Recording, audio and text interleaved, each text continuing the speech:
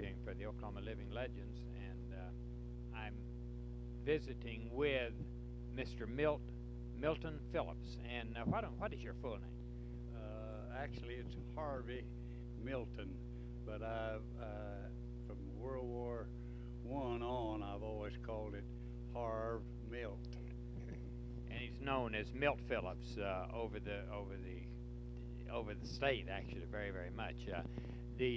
Milt Phillips is a newspaper man, semi-retired from the Seminole producer, has been owner or part owner of other newspapers, was active in the American Legion both professionally and as an active member for since its founding in Oklahoma, and is with the member of the board of directors, and for many, many years was the first vice president of the Oklahoma Historical Society, also active in many civic things in the state of Oklahoma, and particularly those things that deal with in the areas of education and the areas of historical preservation. Milt, I wonder to start with if you would tell us who your parents were, and including your mother's maiden name, where they came from, and how they happened to come to the Oklahoma Territory. Penn, my mother's name was Burl Hess, Hess. She was a Pennsylvania girl. Granddad, Reuben Hess, was a carpenter in Pennsylvania. He had the itch to come west. He came on out to Coffeyville, Kansas, but wasn't satisfied. And when the Oklahoma Territory opened in 1889, he didn't try to make the run. He came in 2 days later and bought a homestead from a guy that had homesteaded it. And I am the happy owner of a Cleveland County Historical Society map, which shows the quarter section of land that Reuben Hess homesteaded, and it's at the northwest corner of Norman, and it's the northwest quarter, and the southwest quarter now has a regular shopping center on it, so it's almost in town. But mother went to high school in Coffeyville, and then came in a wagon with Granddad down, and they settled. My father's name was John Bunyan Phillips, and he came from a little community area between Odessa and Warrensburg, Missouri. He came down here in 1890, came down horseback, because his older sister had married a man named Luna, L-U-N-A, Luna Fabian, and he had come down to Cleveland County, Oklahoma Territory, and had settled on 160 in what's known then and still is as the 10-Mile Flat. And that's an area of real rich land. A lot of it's been eaten away by the South Canadian River, but it's in the south end of the 10-Mile Flat. So Dad came down to his sister's house, horseback, and then after he'd been here a week or so, he went across the river and went to work for Ed Johnson in the Johnson's Ranch in the Chickasaw Territory. And he would come back across the river to visit his sister. And one time he came back, and at the little schoolhouse of New Hope, which is now right in the northwest corner of the city of Norman, they were having a big shindig there, and Burl Hess was playing the organ, and that's where she met my dad, who was pretty well known as J. Bunn, B-U-N-N, Bunn Phillips. And they got married and went to farming in the north end of the 10-Mile Flat. And that's where I was born on November 21st, 1898. So that gives you a little bit of the background. My mother graduated from high school in Coffeyville and took music. After they came to Cleveland County and settled there, she attended the Methodist University, and today that is Central State Hospital. And then she enrolled in the first year of Oklahoma University, but became ill the first week and had a rather lengthy illness and isn't listed on the official rolls because she never completed any courses. But she rode side saddle all over central part of Cleveland County, teaching organ and music to people's kids around the country.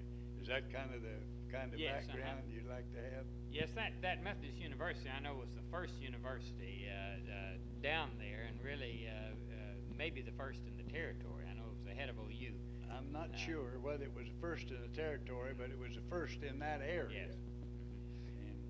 And Did she recall any experiences to you about Methodist University? well, no, actually, I don't recall any just specific incidents that Mother ever recalled, but she thoroughly enjoyed her college work there. I think it was only 2 years, as I recall, that she attended. But she attended it, I think, when it opened, and on, you know. Do you recall any stories that either your father or your mother told you about the early territorial period? Well, of course, they used to tell lots of stories about Dad crossing the old South Canadian River horseback, you know, and having to swim the old South Canadian River when it was up and going back and forth. And I remember that the night I discovered America, why Dad decided he'd better get to town and get the doctor, and that was about 8-9 miles. So he stopped by Aunt Mag Buttons. The Buttons they lived just in the edge of the 10-mile flat, and Aunt Mag came over to our house about 3 miles away, and she was the reception committee when I arrived. And the Dad and the doctor got there a couple of hours after I had already discovered America. Now, you were born in 1898, and where was the family living at that time? The family was living there in the north end of the 10-mile flat in Cleveland County. Now, we moved the next year to the south end of the county, down by Lexington. And in 1900, my first brother, the second child, Tom Phillips, was born at Lexington. And then in 1902, a third brother, Charlie Phillips, was born down in Lexington. And then in 1904, why, Dad and a hired hand took 2 teams and 2 wagons and loaded a little bit of farm machinery and our household goods and headed for Altus. This Lunaphobia that had come down and in the run to Cleveland County had moved on to western Oklahoma, out near Altus. I think it was called Leger when he moved there, and they lived out there, and they kept writing back and telling Dad and Mom what a great country it was out in western Oklahoma. So Dad just couldn't wait any longer. So in 1904, then Dad and this hired hand, Dan Tillman, took the 2 wagons loaded and headed across country. And then Mother and the 3 kids, we got on the Santa Fe at Purcell, went to Oklahoma City, got in a hack. I remember that old hack. Mother got us all in there. We had all of our clothes and bundles and some old grips, and then we had a huge basket of food. It was homemade light bread and fried chicken and You know, they always put up the pork then and the smokehouse. We had food. We went over to the Frisco Depot, and we that day we got as far as Snyder, Oklahoma, and there the end of the passenger train ended. And I remember when we got off the train, seeing, I thought it was a whole 160 acres of tents, but of course I imagined it was about a block square full of tents. And so Mother rented one of those tents for the night, and the 3 kids and Mother spent the night in this tent. Then the next morning, I remember that little old engine whistling and whistling and whistling. We got on a passenger car tied on to a work train, and I don't remember, sometime in the morning, we left Snyder, and they'd stop along the way and let crews off and stop and unload material. And about the middle of the afternoon or late afternoon, we arrived in Altus, and Dad and Dan was there in the wagon to meet us. But we moved into Altus on the Frisco work train. So that was a real interesting, and those are impressions that they leave on you, you know. Yeah. Where did you go to school? Well, you see, I was born in '98, and when we moved to what was then, that was old Greer County. It had been Greer County, Texas, you remember, and then they had some lawsuits, and Supreme Court gave it back to the territory.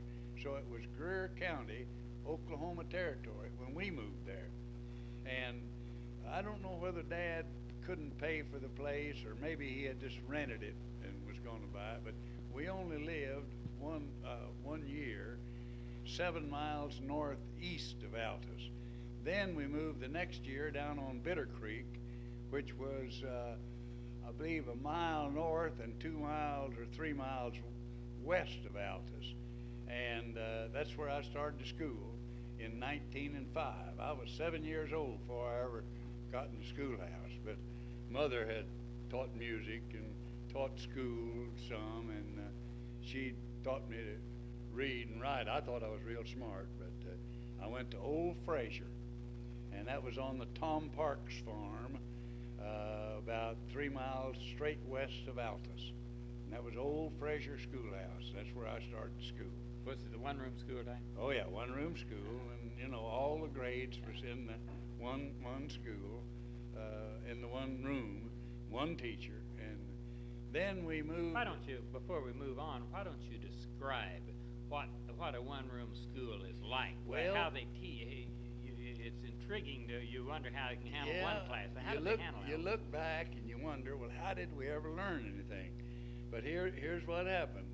They'd put all the little kids that was starting to school in one area of the room, and they'd go clear on up to the 8th grade. And usually, as I remember, there wasn't very many in the 8th grade. I think back in at the beginning of the century, probably not too many people in the territory, at least, finished high school. I guess that's probably true. Anyway, we would we'd be in. Well, I remember when I started to school, I was up in the north east corner with about 4 or 5 other kids. One of them was Tom Parks, whose dad had given them the land to build a school on. And then there'd be a 2nd grade and then a 3rd grade, and those folks sat together. Well, the teacher would go around to these different groups and have recitations, just like you have in the room today. And it's funny, now, as I remember, I don't remember us paying too much attention to what the other class was doing. We would hear hear them talking, and it was just kind of like you sitting at a restaurant table and hearing people talk all around you, and you didn't pay any attention to it. But it was real interesting. And then we moved northeast of it. The teacher would move, I presume, from one group to another then. Yeah, that's Visual right. signs. See, so the next year, why this group would be move over here, and the teacher would, you'd get a new teacher, and that new teacher would locate the groups different than they were the year before. Oh, us kids thought that was a big deal. She was starting to do that, you know. But then Dad bought a half section, 8 miles northeast of Altus, and it was known as the Brack Baker place. And Brack Baker had come in there in the early 90s and had planted cottonwood trees. There must have been paying a quarter of a mile long on one side and nearly a quarter of a mile on the, those great big old cottonwoods. See, trees don't grow very good in western Oklahoma unless you water them. But that Brack Baker Grove developed at the turn of the century into an annual week-long picnic. And those were the darndest things you ever saw. When we bought the place, we continued the picnics. And I remember we'd go gather cow chips, we'd gather wood, and these show people would pay us for it because they used it in these little steam engines that turned the merry-go-round. And I know one year they had a Ferris wheel. It was pretty small then, but Ferris wheel, and they turned them with steam engines out there, 8 miles out in the country. And people came there from the panhandle of Texas, way miles and miles and miles away, and they'd camp nearly all week right there on our pasture and attend these picnics every day. That Brack Baker picnic that Bun Phillips put on after Brack Baker, he bought it from Brack Baker, they were known over the panhandle of Texas and all of western Oklahoma. And then after the interesting thing, that was real sandy land. We were right in the edge of the blackjack country, what they call the blackjack country, northeast of Altus. And it was real sandy, and grass wouldn't grow under these old trees very good. And people would drop a quarter or a nickel or a penny, and they couldn't find them again. And us kids, and our neighbors' kids, the Gillespie's and some others, all winter we'd hunt coins. And you'd be surprised at the number of coins we'd find in that sand around those picnic grounds that people had lost it. Did they have others? They had the rides. Did they have shows and the games? Had shows, and they had the contests, baseball, you know, and throwing at the nigger doll, and throwing at the guy who would duck his head and knock him off in the water, and all sorts. And they had some gambling games. I know Mother used to fuss a little bit at Dad about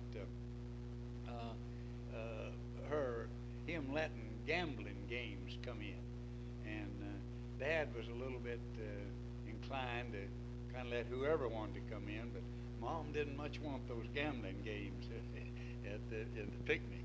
But it was quite interesting. How about the fan dancers and that sort of thing? I don't remember any fan dancers. Now they had real highly decorative.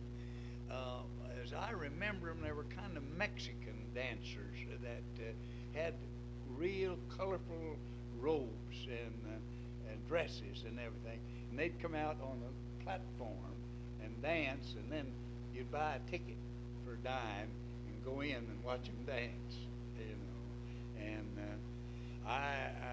if I'd been a little older, I'd probably remember some of the other things, because they probably went around and tweaked the fellas' ears, you know, and things like that. But I don't just remember too well. But that's where I started the school at Lickskillet. There was a school that... I wonder one other thing about, I hate to, okay. Before we leave this, what about, now you mentioned the steam engine running the machine. What about lighting? Did you have, what at night did you at nights, they had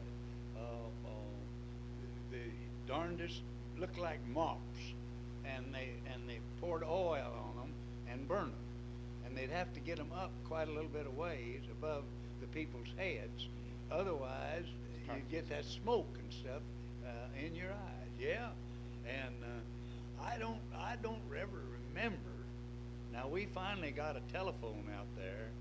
It was a rural telephone. Everybody was on the line, but I don't ever remember any electric lights at that picnic. They, I think they used those flares, and boy, they light up that place like nobody's business. Burn a long time. I hadn't thought about those for golly a long time, but I remember that they'd be on long sticks, and they'd look kind of like a mop, and they'd dunk them in this oil and then light them, and well, they were quite something. Then they had contests, foot races, sack races, all sorts of things like that, and the people participated in those, you know, and they'd have prizes. Sometimes they'd be ice cream, sometimes it'd be money.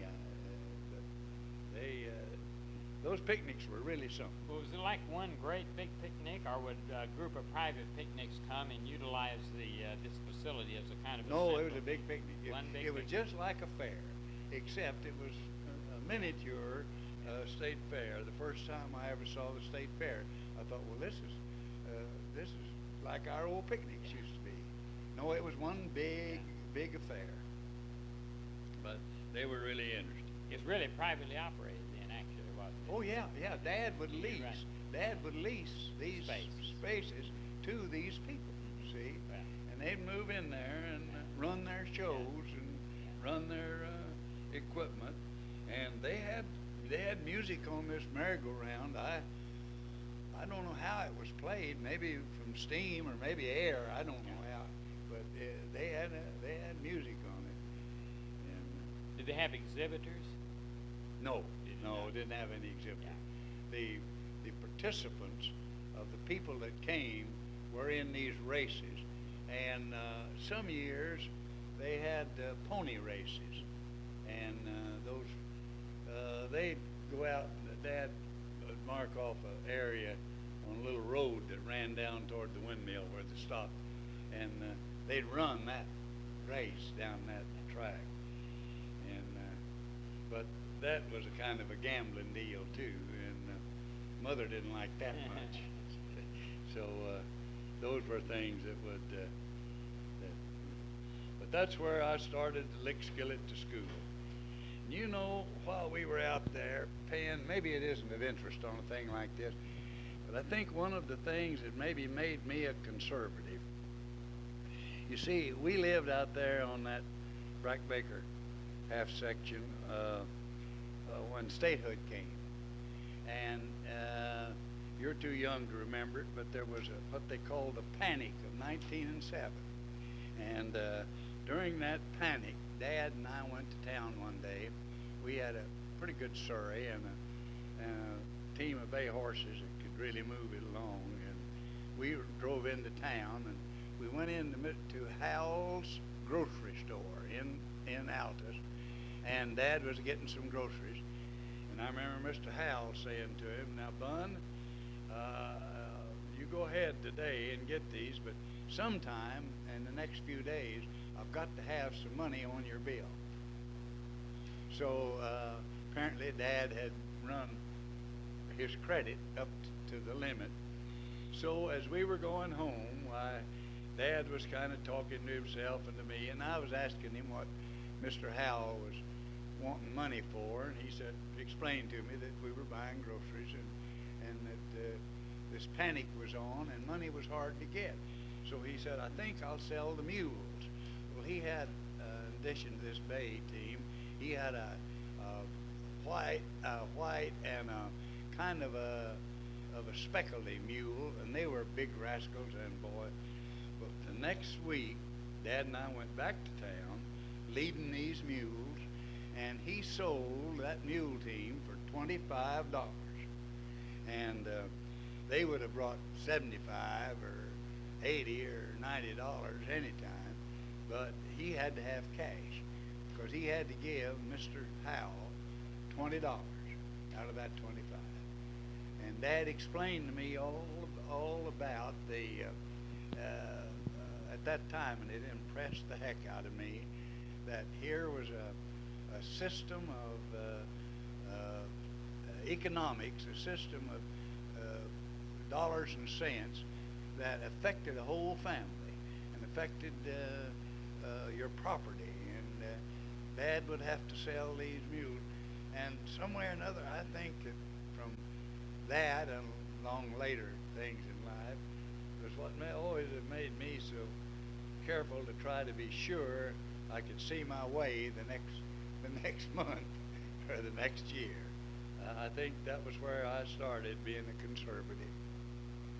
But then, of course, after that, Dad got into politics, and then he became the tick inspector after statehood. The Texas fever tick came up there on cattle, and there was lots of cattle come in from Texas, you know, in that area. And Dad had about 3 big old vats dug in the ground, and they'd heat hot oil and some stuff they put in it, and then run these cattle into this vat, and they'd go clear under, and they'd kill the ticks. And Dad got that job, but we was really on easy street then, you know. Then we moved to town. And then Dad got the fever to go to old Mexico. He and a couple other guys were going down there and get a lot of land. They went down and got the land all right, but De La Huerta and some of the others took it away from them, and they got back across the Rio Grande River with their shirt tails wet. And that's when we moved to Oklahoma City. Now, backing up a little, well, let's see, you were in the time of statehood, you were living there. Do you recall what was the attitude of the people on the Constitutional Convention, that sort of thing? What was the feeling? Do you remember? Well, most of those people, as I remember them now, and after talking with Dad lots about it in later years, that country was full of populists. Now, they were a little bit different type of a populist than the Fred Harris populist of this era, but they were still on the same line. And you know, believe it or not, Bill Murray was classified in that part of the state as a kind of an enemy of the people because he was conservative.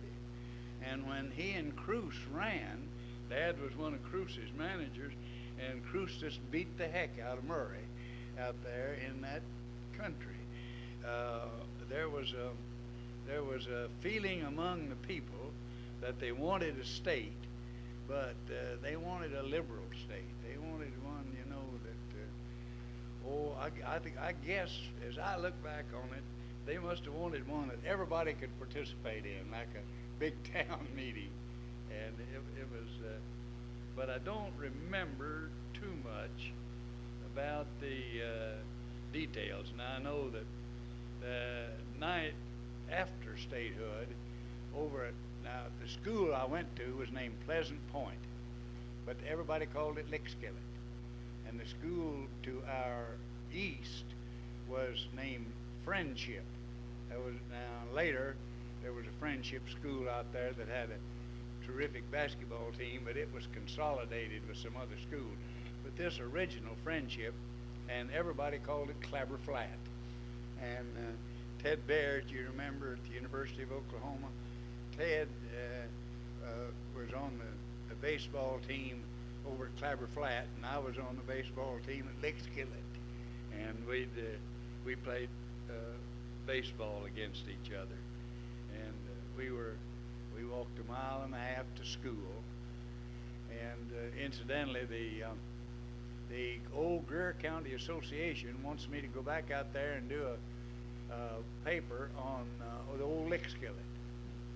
And I'm going to try to do that one of these days. I'm a life member of the old Greer County Association at Mangum, and I think it'd be interesting to do a little piece for the Historical Society on Old Lick Skillet.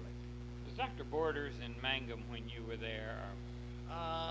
They probably were, but I didn't know them then.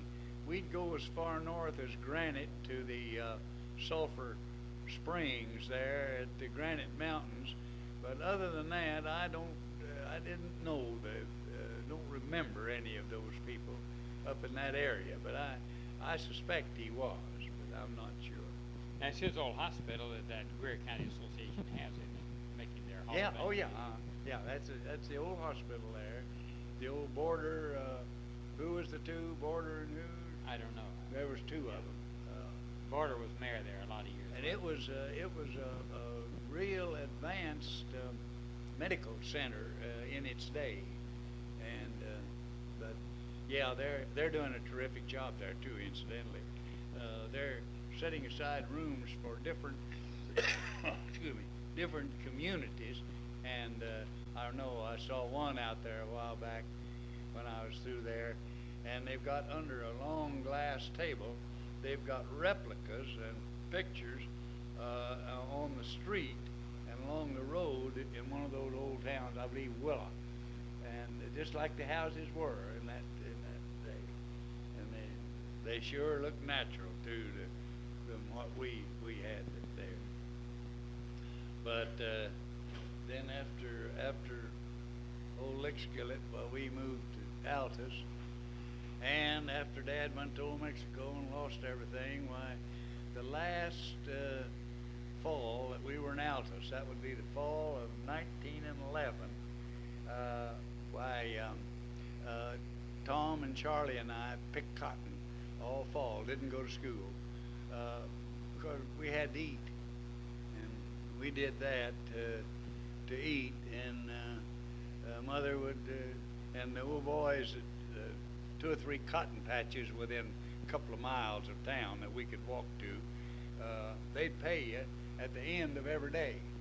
And you know, we 3 kids could pick 200 or 300 pounds of cotton in a day, and sometimes they'd pay as much as 50 or 60 cents if the little thin per 100 for picking. And we'd take our money home at night. Mother'd get enough money the next day. Then we moved to Oklahoma City. That's when I started the newspaper business. Yeah. Well, let's start with it. What happened? Tell about that start. Well, of course, we was poor as church mice, and we moved into Oklahoma City, and Dad found a place with a furnished house on North Lee between 6th and 7th Street, and we were close enough to town that the first thing Tom and I did was to start selling the Oklahoma News in the afternoon, and then Mother got us out at 4:30. We'd go down to the Oklahoman, buy the Daily Oklahomans, and of course we'd both been picking cotton that fall, so there in January and February and March, why we picked our places to sell the Oklahoman, and we sold them at the sleeping cars on the Rock Island, which was at the station and west of the station, just north of the President's Curve Hotel. And kids would fight you for it, but we was country kids and pretty tough, and we didn't have much trouble. Sometimes I'd have to leave my papers up in the sleeping car steps and go down and help Tom out, you know, and punch some kid's nose to keep him from butting in on her. But those traveling men, and most of them would just give you a nickel, but lots of them would give you a dime, and occasionally one would give you a quarter. So in the early years of 1912, 1913, we sold the Oklahoman and the Oklahoma News. Now, the present Oklahoma City Times was then the Times Journal, and it didn't sell very good, so we didn't try to sell it. But that's where I started. Was that Garibaldi Hotel there then? I don't remember the name of the Garibaldi. Was that big, was that red building that's still there on the other side of the... on the west side of Yes. Broadway, east side of Broadway. Well, on the east side of Broadway, Yeah. north of the Skirvin. Yeah, it was there. That was a hotel, and sometimes of course, it was the Lee Huckins then, and but those traveling men, they were the place where you made money. And we just practically made a living for the family for several months after we moved to Oklahoma City. What was where the Skirvin is now? What was there? Oh, it seems to me like there was a little old hotel there, but of course, it wasn't the present Skirvin. It was built later. But it seems to me there was some kind of a hotel thing right in there somewhere that these traveling men, if it wasn't, it was a building with a restaurant in it, because they'd go head over for that, go on up to Broadway and go down from the depot. Was Bishop's there then? The old Bishop's? No, I don't recall it, no. Now, in the afternoon, of course, when we got the Oklahoma News, it was down on Grand, and it was the publishing house was just a little bit west of where the Black Hotel is now. That was the old Oklahoma News. Now that's where the car barns were later built, isn't that right? No, the car barns then were built this way, just about just across the street. That's from right. Black. That's right. The east of it. East, That's right. You're right. And the car barns were there. Well, they weren't car barns, I don't believe it, but it was the terminal was there then, because we'd go. The big park in town was down on the south side on the river, and they had ball games and stuff, and I can't remember. Wheeler Park. Wheeler Park. Oh, Wheeler Park was the big central, and you go down there on the streetcars. Well, what about Delmar Garden? Well, Delmar Garden was more of a kids didn't know. Apparently, it was a place where they had the prize fights and the big shows that would come to town, the stage shows, you know. As kids, I don't remember us ever doing anything at all around Delmar Garden, but Wheeler Park, boy, we was there a lot. Was the zoo at Wheeler Park then? Did they have a little? They had a little zoo. They had a zoo at Wheeler Park. Yeah, sure did.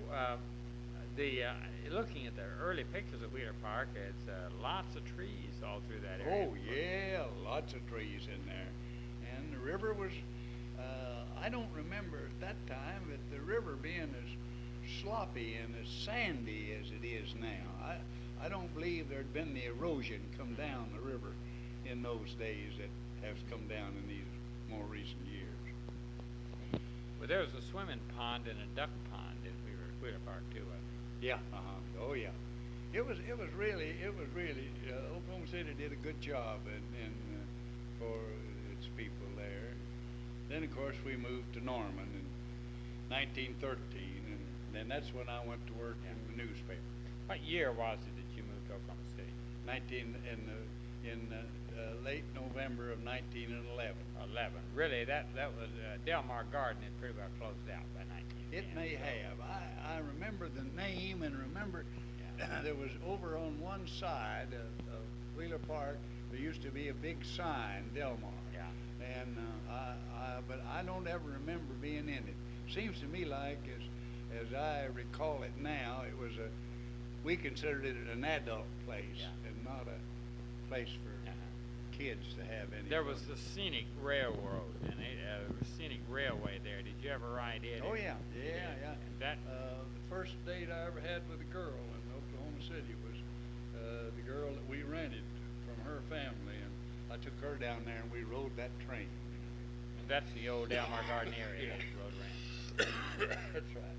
Did they have much? I know that there was a lot of problems during those days of flooding and mosquitoes in the area of the river. Do you? Well, there were recall lots any of that? mosquitoes. If you stayed very late in the evening, you'd get lots of mosquitoes. I think those were gas lights, but I don't remember what kind of lights those were down there. But they had lights down there, and They could have been electric, but They had electric then. but when it began to get dark and a little cool in the summer, those mosquitoes would really start buzzing. Wheeler Park is now, it's still Wheeler Park, and it's softball diamond. Is it? Yeah, and a very good softball diamond. Well, it was a real fine place for, and of course we went swimming in the North Canadian River there. Usually on up a little further up the stream than that. Oh, I'd say around about where the we were up from the stockyards. Now the stockyards had started. They had started the stockyards. 1910. Sometimes we could smell it. Yeah. And but then we moved to Norman, and Tom and I went to work for Uncle Willard on the old Democrat Topic, and it was a weekly newspaper. The old Cleveland County Democrat and the old Cleveland County Topic. Somebody, Mr. Fox, I believe a man named Fox, put them together, and then Uncle Willard bought them. And we started, we learned to be printers in this old Democrat Topic. What happened to that paper? Did It was absorbed by the Transcript years later, just like the Cleveland County Enterprise and some others. They were all combined into the Transcript. The Transcript was a free paper when we started. They threw it, scattered it over town free. But then they finally got to selling it, and then they got to publishing it. But I remember up to 3 times a week. But then when Mr. Burke took it over, why, he was the postmaster, and then his son became postmaster, and Mr. Burke started out. Why don't you talk about what it was like? Now you were at that time. Were you setting time? Oh yeah. You were setting it letter at a time. Oh yeah. Why don't you talk type a little? case. Yes. Well, you see, a type case, you're familiar with the Yes. type case, Score, and it has its own, you learn to pick your type out of a type case just like you learn to run a typewriter, and the sizes, of course, ran from the real small 6-point and less, real small type, up to, I don't know how big, but even in those days they would have big wood block type. And you had forms that you'd put them in. Then they called them forms. They was steel or iron cases, and you'd put them in and you'd lock them up with a key and a lock that would expand, and then you'd put them on a press. And the first press we run, of course, was we pedaled with our foot, and you could make about the size of an ordinary letter, 8 by 11. You could run that. Then they got Uncle Willard got a bigger press, and then we put a motor on it. And oh boy, that was really hot stuff. And the regular newspaper press printed 2 pages at a time. We called them printing 2 up and turning, and you'd print 2 pages on one side, and then you'd take that and put it back up on the big shelf, feed shelf, and then run the other side, 2 more pages. And then you'd take them and take what they called a bone. That was an ivory looking, was kind of like a knife, but didn't have any handle on it. And you fold your papers with that bone. And we did all of those things, set the type, run the press. And Uncle Willard bought a linotype machine. An old, I think they called them in those days, old number 8s or something. It was a real old, and Tom, he learned to run the linotype machine. And then when let's see, that was I guess the second year. That would have been 1915. And he was paying each one of us $3 a week after school. And when school was out, Tom hit him up for a raise, and he wouldn't give him a raise. So Tom went over and went to work with the transcript, running the line type machine.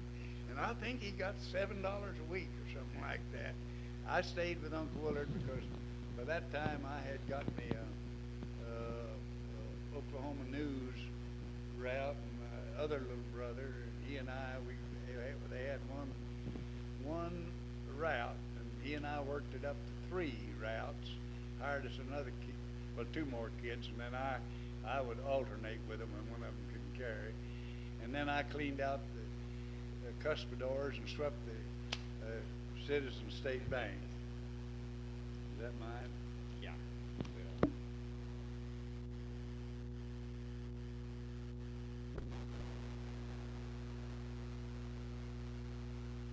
It's on July the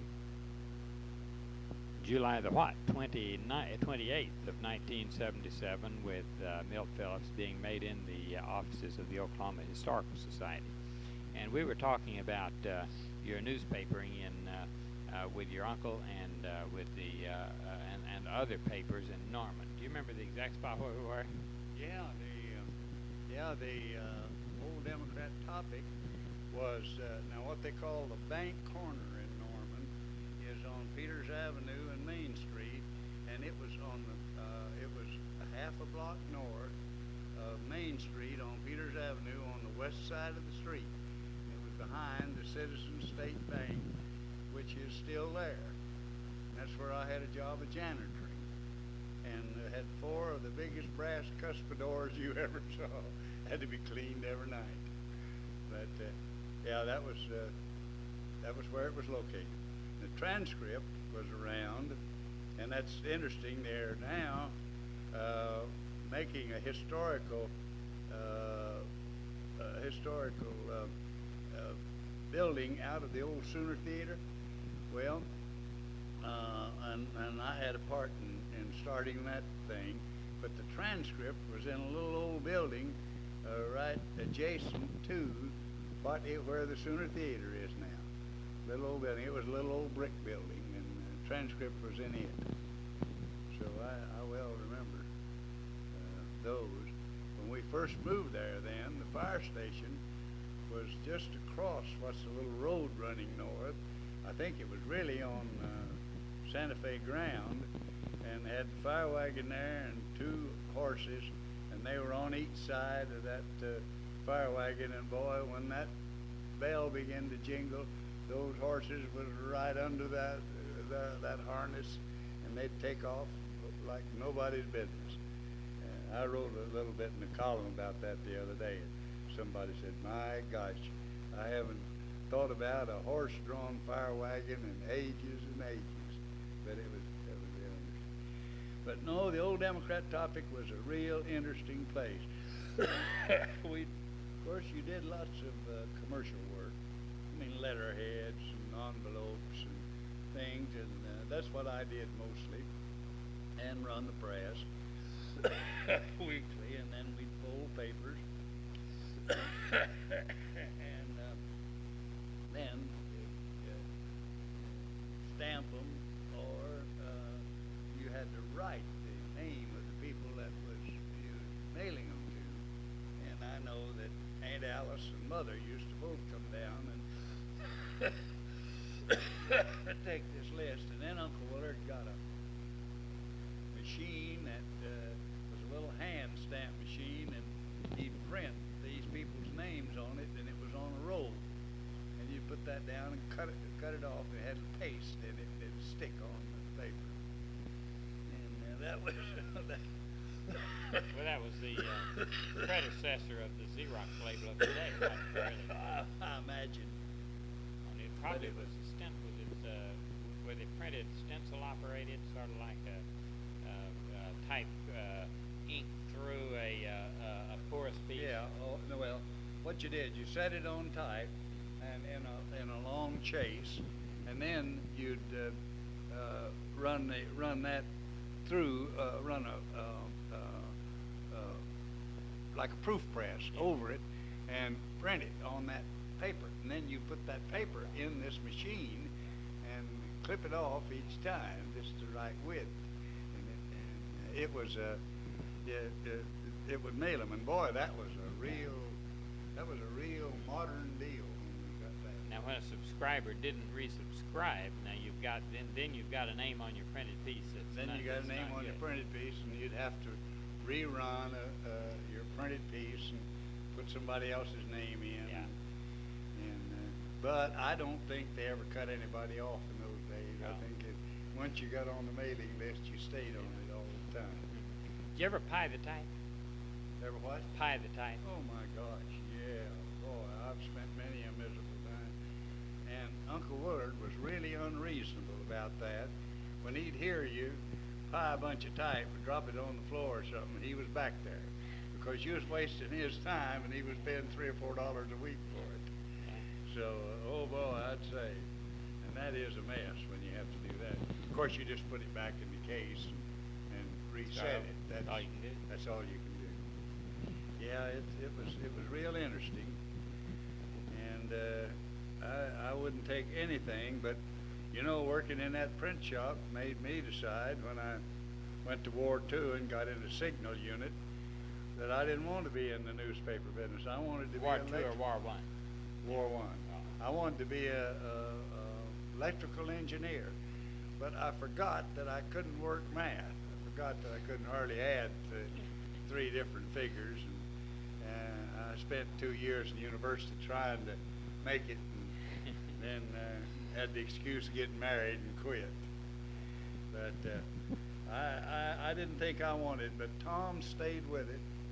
Went from high school in Norman to Kingfisher and run a linotype machine for the Kingfisher Free Press, and then Mr. Evans hired him at Chickasha and made a reporter out of him. Then he went to Washington with Elmer Thomas as a congressman and stayed with him as a senator until we bought the Holdenville Daily News, and then he and Aldine moved back to Holdenville, but it just barely would make a living for one person. So Tom went on there, and I thought I got in business, and did get in business, but finally wound up taking the adjutant's job in the American Legion in 1929, mainly because they wanted somebody that they thought could rework their monthly newspaper and make a newspaper. So I was the one that started the tabloid Oklahoma Legionnaire that's still published. Let's talk about World War I. How did you go into that? What brought you into that? And what were you in? What happened? That was a very undistinguished operation. I tried to enlist in the Navy and got as far as New Orleans and got kicked out. I tried the Army and tried the Air Corps, and a kid had jerked a chair out from under me in the First Christian Church at Norman a couple of years before, while I was in high school, freshman in high school, and I had a physical disability that really it didn't handicap me, but it sure looked bad to the physicians, and so I couldn't get in, and then they lowered the draft age, and boy, the draft didn't hesitate a minute. They took me, and I was assigned to Signal Corps training unit that was perfecting what is today the walkie-talkie. And believe it or not, we were sent back to Norman as a Section B of the Student Army Training Corps to take training in the engineering school at the University of Oklahoma, back in my old hometown. So anyway, one squad would have 2 of those, and I finally made acting corporal, and you see, it take 2 usually. They weighed about 60 pounds, and then one person had to crank the generator and then the other person sent. You had to learn just like the Morse code. You learned that, and those were what we were training with. They were training with them there at the university, and then down at what they call number 2 at Fort Sam Houston. It had been a mule barn, and then they sent us down there. But we were in that training when the war ended, so that was really a completely undistinguished record during World War I. And I got in only because they lowered the draft. Fort Sam later became the Army headquarters, though. Beg pardon? Fort Sam, of course, later became Army headquarters. Oh yeah, it became a big. Of course, we had this balloon unit over at. They called it Camp Donovan then, and it called, I think, this place where we went and worked on these with these balloons. I think they called it Post Field over at Fort Sill, but you see. But anyway, it was a very undistinguished, and so when I got out, then right at just the day after Christmas of 19 and 18, why, of course, they let us ride out because we, wasn't anything for us. Oh, unless we'd sign up for a year to go overseas, and nobody wanted to sign up for another year. At least I don't know of any of our folks that did. Anyway, I came home, and I couldn't find a job. So in early January, I signed on with the Air Nitrates Corporation at Muscle Shoals on the Tennessee River down in Alabama. And I went down there and worked about 6 months, and that's where I got interested in the Legion. They had formed the American Legion down there, and they were at night down in, we had to belong to the Union, and down in front of the Union Hall, the American Legion teams would help guys find jobs that was coming back out of the service. And that's where I joined the Legion. So that's why I joined in 1919, and this is my 60th year. This card I got in my pocket says 60 years. So then when I came back, I started back to school and went to work as an electrician. That Signal Corps tour kind of messed me up. I decided I wanted to be an electrical engineer, but I never had enough math education to do it, and got away from newspapering, which I shouldn't have, and didn't get back in it until I came with the Legion in 1929. So you went back from Muscle Shoals. You came back to Norman to came go back to to Oklahoma City, yeah, and worked a little while here in the city after I got back. Where'd you work? Worked for the Oklahoma, for Zenie Hirsch and Mr. Tanner in the Oklahoma Electrical Supply Company. Still going? And they've still got the that Hirsch company. Hirsch is still? Do they? Yeah, the Hirsch. Well, that'll be Zenie's boy. Yeah, I was trying to think his first name is Stanley. Well, they were good people. I worked Stanley for them. Hirsch is now. Did it? I worked for them a little while, and then when school started, I headed back to Norman and then went to school. But what about OU at that time after World War I? What was it like? After World War I, OU was a pretty darn good school, but it was pretty much fundamental. And over in the engineering school, I should have made it over there because they were very practical in their engineering. But you see, along about that time was when geology hit. And oh boy, I'll tell you, those guys came back from service, landed in that school, and began to take geology. And Dr. Dan O'Hearn and the newbies and all that group was there, and they really went to town.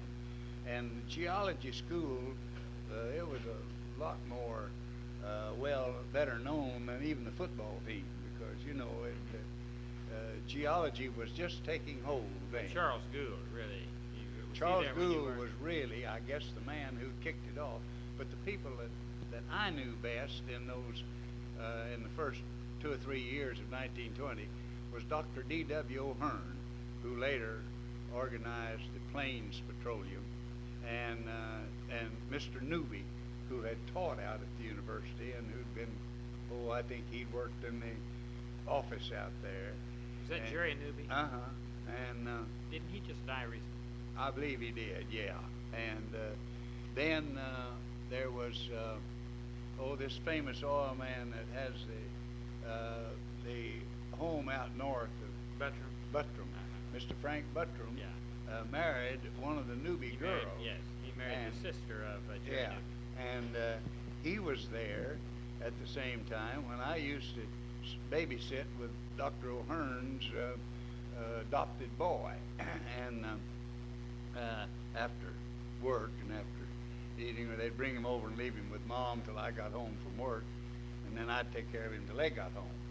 But Dan O'Hearn and those people that later became real big names in oil industry, they kind of dominated. Of course, those were the days of the Ku Klux Klan and Dr. Edwin DeBar. Do you remember Dr. Edwin DeBar's name? And the DeBar school? Well, Dr. DeBar was a chemist and a real talented faculty member, but he was a rabid Ku Klux Klan. And I'll never forget the night that he and Mr. Muldrow, whom I just loved, he was an insurance man there and father of General Muldrow and Fisher that used to be on our board here. And he signed my Masonic application and signed my application to the consistory. He was a very fine person, but Mrs. Muldrow was my favorite person in those days. She'd call the electric shop where I worked later after I was out of college, and she wouldn't say, "Send me an electrician." She'd say, "Tell Milton to come out." And but Mr. Muldrow, he was active Ku Klux, and Dr. DeBar was the head man in the state. And they had us up in the old Franning Opera House. That was on the north side of the first block in Norman, east of the Santa Fe tract. And they gave about 30 of us, all kids, all youngsters, a big lecture about the Ku Klux Klan and the advantages and what it ought to do and that sort of thing. And about half of them signed up. But I've always been a pretty stubborn guy, and so after it was over, Mr. Muldrow said, "Milt, are you going to sign up?" And I said, "No, Mr. Muldrow, I'm not." I said, "I don't believe in the secret stuff." He kidded me about that later when I joined the Masonic Lodge, but not believing in secret stuff.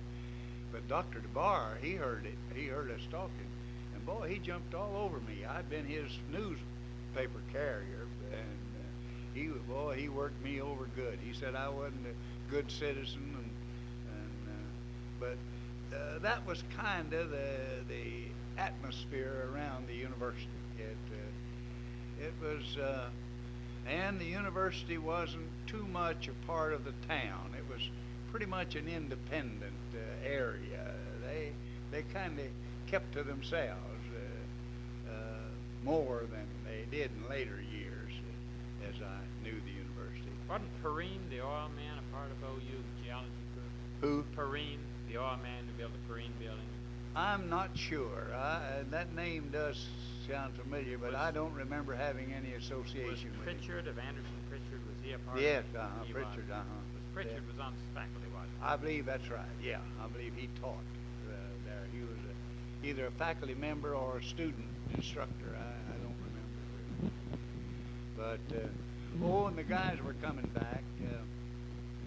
You see, they came back. They even formed a Legion post out at the university. Met there in the old Masonic dormitory. Joe Looney down at Wewoka, very prominent lawyer. Joe Curtis, Falls Valley, a member of our board here. But see, Norman was my home, and I had joined the Legion down in Alabama. So I just came on back, and I was working for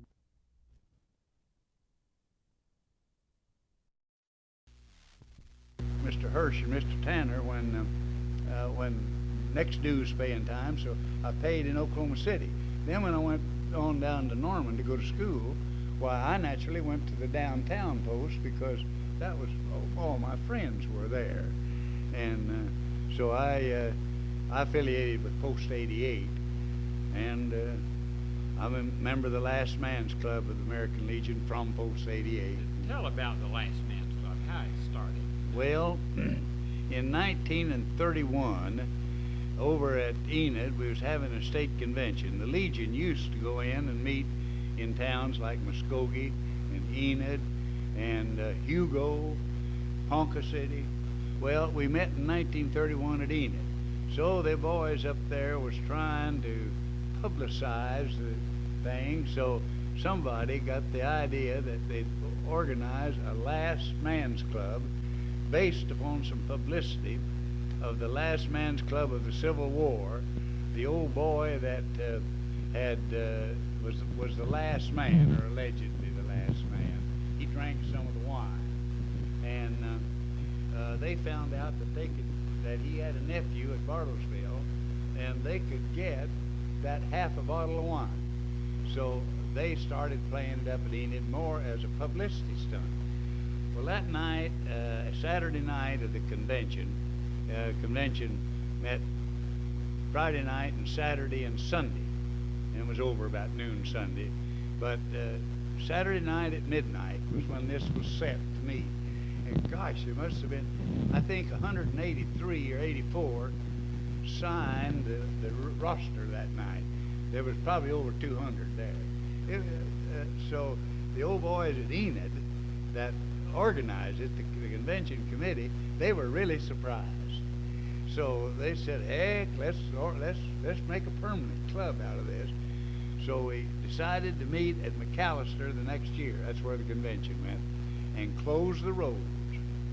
And we did. I came down and wrote a bulletin to each post and mailed it out to them and said, name a man, if you haven't named one, name a man to the Last Man's Club.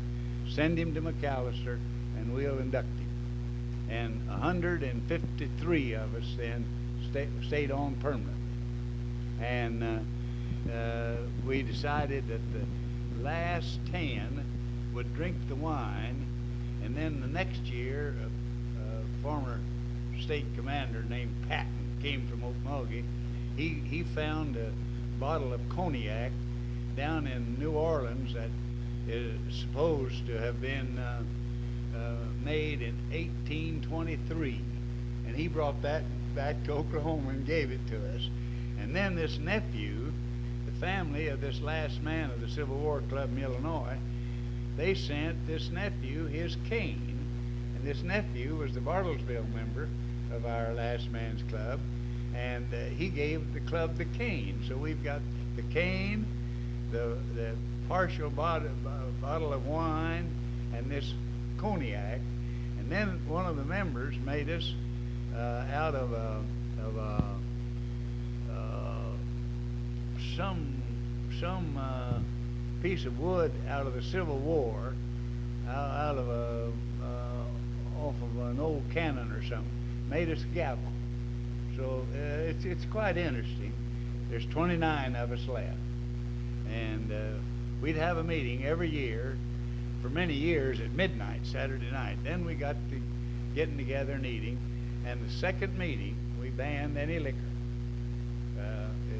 If you drink all you want to before you come, but nobody drank any liquor, and haven't to this day in the meeting. One or two of those first 153 we had to let out because of that, but it's been a real, and we've had lots and lots of fun. They took in all of that convention committee at Enid and the past commanders, and that brought in Bob Kerr, Frank Douglas, Hugh Askew, people like that were pretty well known in Oklahoma in military or political or business. George Davis.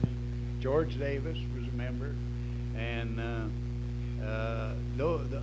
those people, when they'd get together with us kind of rank and file boys, they had a ball, and so did we. And we had lots of fun. But now it's got to be where it's kind of sad when we meet. We all got pains and problems, you know. So that's why we collected not quite $10,000, and then we have another fund for Morton Harrison, one of the active members. In fact, the fellow that kept it going all the years. He was the last man. Now, and then we call the treasurer the chancellor of the executure, and we call the secretary the keeper of the pearly gates. And then we combine those offices, and I'm holding them now, but Mort Harrison held them for many years, and he kept the thing going. And we'd meet in his yard in Tulsa during the convention, have a big time. Did you meet every year from the Every year. Even during World War II? Even during World War II? Well, during World War II, some of us couldn't attend, but they held the convention, and they held the meetings. Oh, I guess 15 or 20 of us or so was in the Second War then, and there's never been any additions to the club, and now we're putting our money in this American Citizenship Center for the training of students and teachers in Americanism and free enterprise. Great job that they're doing in the American Citizenship Center, headquartered out at your Christian college where you headquartered. Now you came between up until 29. I know you went with the Legion as its adjutant, I guess, in 29, didn't you? Yeah. But between up until 29, what were you doing then? What was your next? In the Legion? No, in your occupation. Oh, after I left school in 22, then I went into a little electric company called Crawley Electric. Here's Mr. Crawley, who was a big wheel in the Warren Farm Loan Company in Oklahoma City. They used to be big farm loan deals.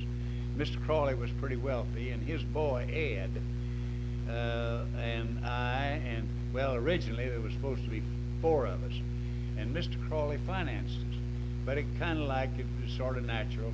Ed wound up kind of being the head boy, and he always wanted, even after the other 2 boys left, and just he and I in it, Ed he wanted to be sure he got half the profit, but I thought I was doing 90% of the work, and that's why I was leaving. Then in 24, I married Ruby Helms, and Ruby's family also were pioneers. They were Mr. J.J. Helms and his family went from Colorado to Nebraska to Oklahoma, and they moved to Norman. Ruby was born in Norman, right near where the present Norman Hospital is, and he'd been a house mover in Nebraska, so he brought his teams to Norman and started running dray wagons. You don't know what a dray wagon is, but a dray wagon got all the stuff out of the box cars and hauled it down to the stores and everything. And then he had some strokes in later life. Ruby was the youngest of 8 children, and they had a hereditary heart condition ran in the family, and I lost Ruby with that situation 3 years ago. But anyway, Ruby's family were pioneers in Norman, and Mr. Helms farmed a farm out west of town and then run this dray business. And a crippled brother, Ernest, was county clerk for 20 years, and the family's well known and one of the pioneer families of Cleveland County. They came there in before statehood, of course, back, I guess, about the time my family, mother and them came there. But then Ruby graduated from Norman High School and then went to business college. And when I married her, she was the office manager for what was then the Camel Baking Company. It's now Colonial Baking Company. And she was making more money than I was, and I wasn't smart enough to move to Oklahoma City and let her work. And she came to Norman, and finally I got out of that electric company. Was getting out of it when these guys called me and offered me this job for the American Legion. And I went up to stay 1 year. Stayed 14. Where was, when you first came to the Legion, I believe that was 29, wasn't it? Yeah, 29. Were they in the historical, were they moving then into the historical building, or where did they meet, where were they located? My office is the office now that is the President Pro Tem of the State Senate. It's on the 4th floor in the northeast corner of that building. Then the next office was the office of my secretary and the bookkeeper for the department. And then the next office was a memorial room that the legislature had created so they could help pay our service officer $100 a month and put the flags that had been used by Oklahomans in War I in that. And then the next office, after we created the Soldiers Relief Commission, and my dad was in the legislature when we created that. I got in on the ground floor of that thing because Dad was in the legislature. And we had the Soldiers Relief Commission, and that was a commission that had emergency relief for a family of a veteran. And then they operated the hospitals. They bought the Muskogee Hospital and then sold it to the government. Then they built the Sulphur Hospital, and then they built the Veterans Wards at Norman. And it was, of course, then at War II, why it was changed to the War Veterans Commission, but the old Soldiers Relief Commission. Well, it was quite interesting how we happened to be in the historical building. Old Judge Williams, that's a real interesting story. Old Judge Williams had been governor of Oklahoma, you know. And Robert L. Williams. Yeah, that was Robert L. And he was president of this historic, and I think was really the man who kept it going for many, many years. He lived down at, I believe, Durand, or Hugo, down in somewhere down there. Well, anyway, old Judge Williams was trying to get money from the legislature to build this historical society building. That must have been in 1926, I guess. And the state had a fund, and I don't remember the source of the fund, but they had money that was collected from some source that was for buildings.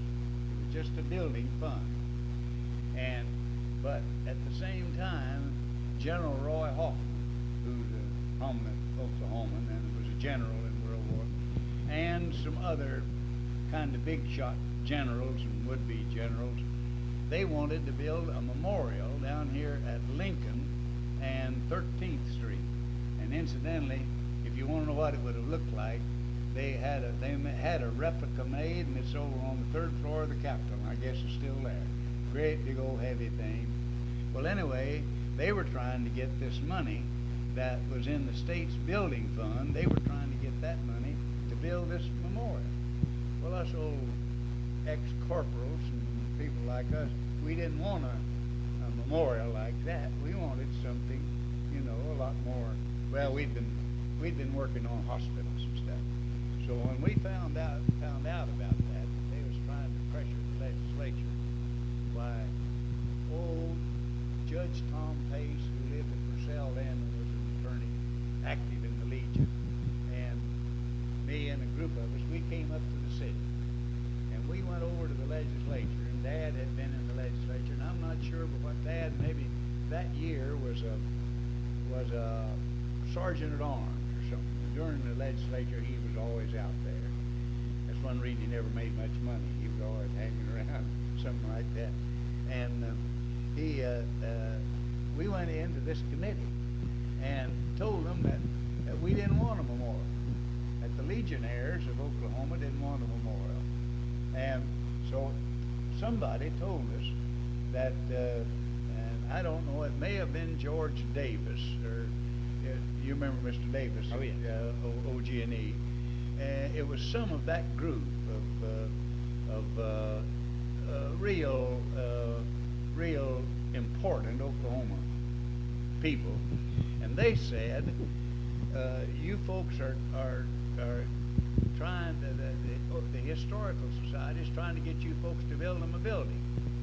And somebody, I think on the committee, but I'm not sure now, I was thinking a while back, I wish I could remember who it was, said, well, why don't you put the Legion offices in the historical building? So we grabbed onto that right quick, and Judge Williams agreed.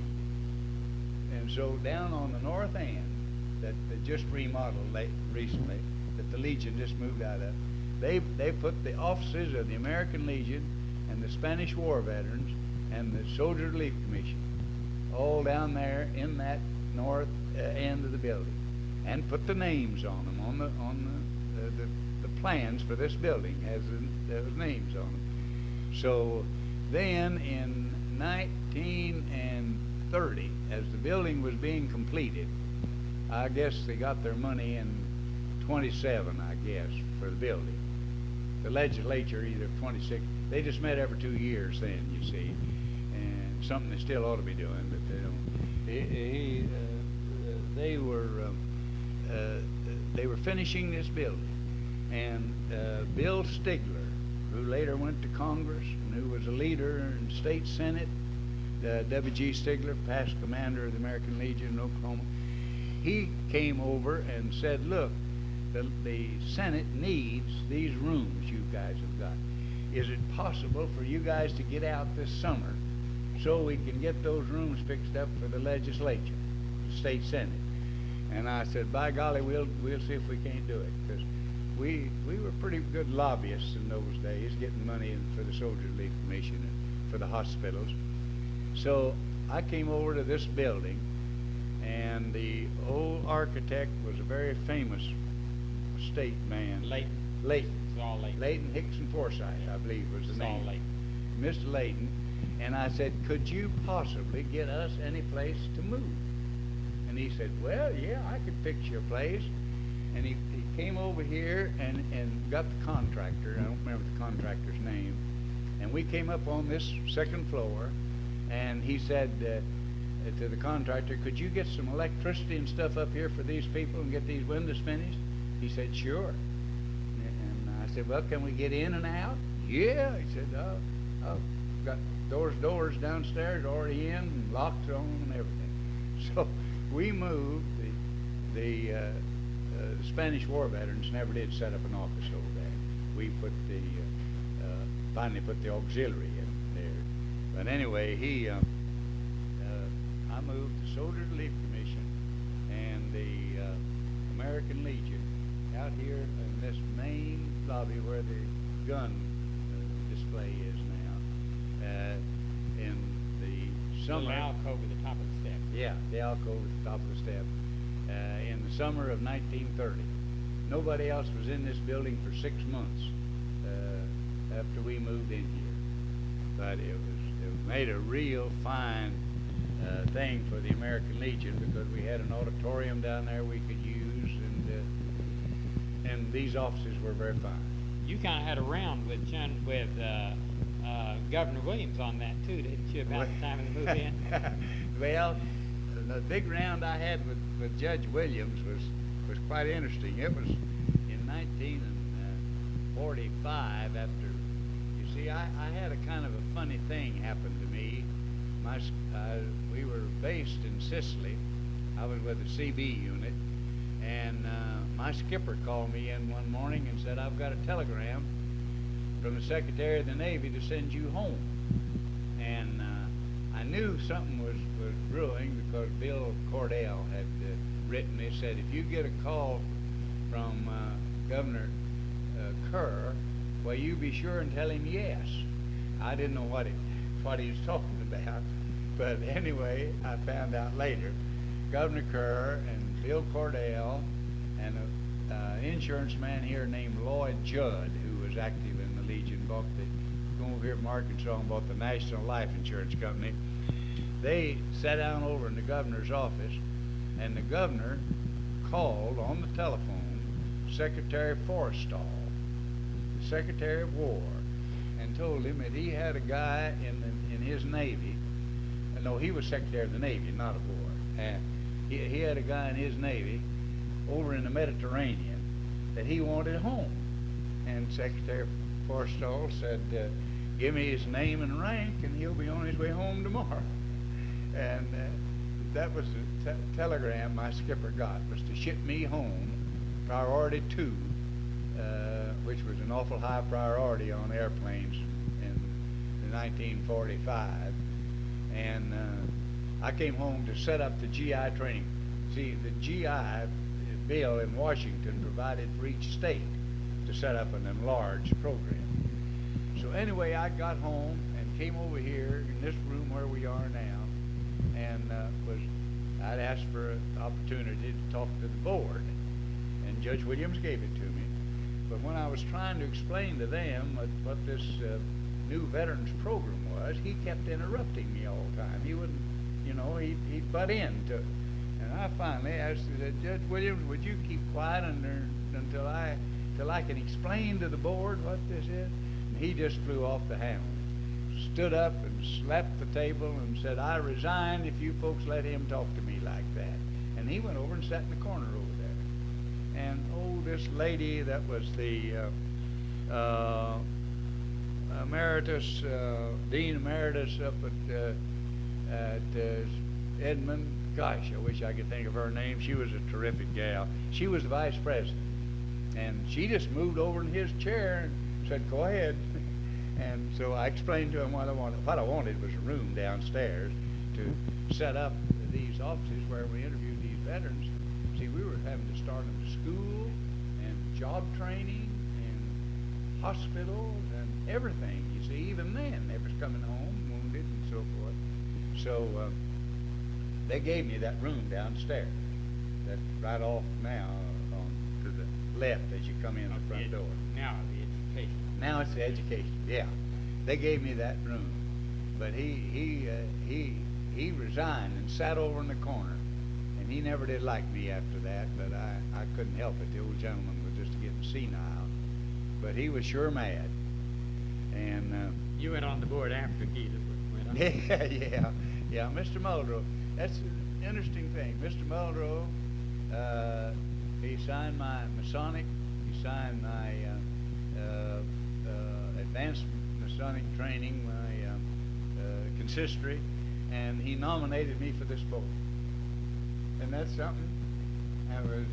He was Mr. and Ms. Muldrow. Played quite a role in your life. Yeah, he did. He played quite a role in my life. And he was a very, very fine, outstanding citizen, and very successful. Now I noticed the VFW was here all these years. Were they in that original plan, or did they come in later? They weren't. The VFW really started on the East Coast, where mostly Navy men were and folks. But out here in this country, these folks have always been, like I was telling you about the early days, populists. They've always been pretty, considerate of everybody, and they didn't much like that differentiating of whether you got overseas or didn't get overseas and that sort of stuff. And there wasn't hardly any VFW in the state way in the latter part of the Depression. Then they began to come in, and more began to come in. Later then, the VFW came into the legislature and got an assignment downstairs after we had put our GI training program stuff. See, we had a big area down in the basement for the GI on-job training and education, you know. C.B. Lewis ran that for me for a long time.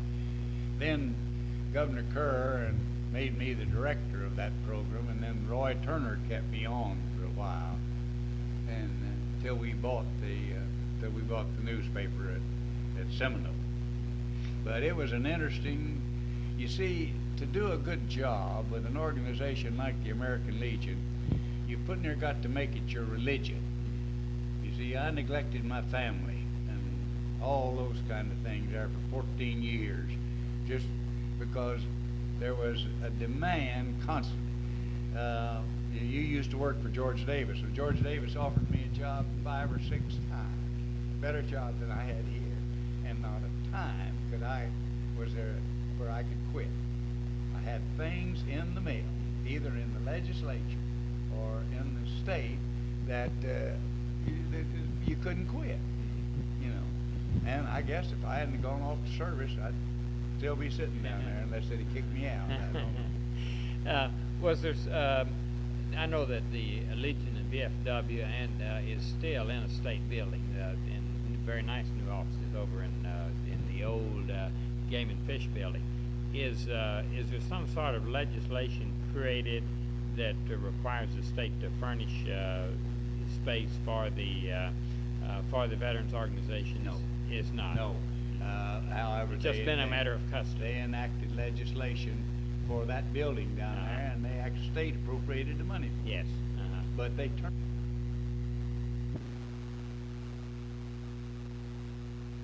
With Milt Phillips on July 28, 1977, we're talking about the Historical Society building. You were commenting on the way it was designed. Why don't you make those comments again? Well, what I was saying was that the architects probably ought to be noted for not knowing what ought to go into a historical building, because the offices are the easiest accessible, whereas the museum and library and things that the public wants to use are the most difficult to reach. They're on the second and third floors, and the offices are pretty well available to the public when they come in.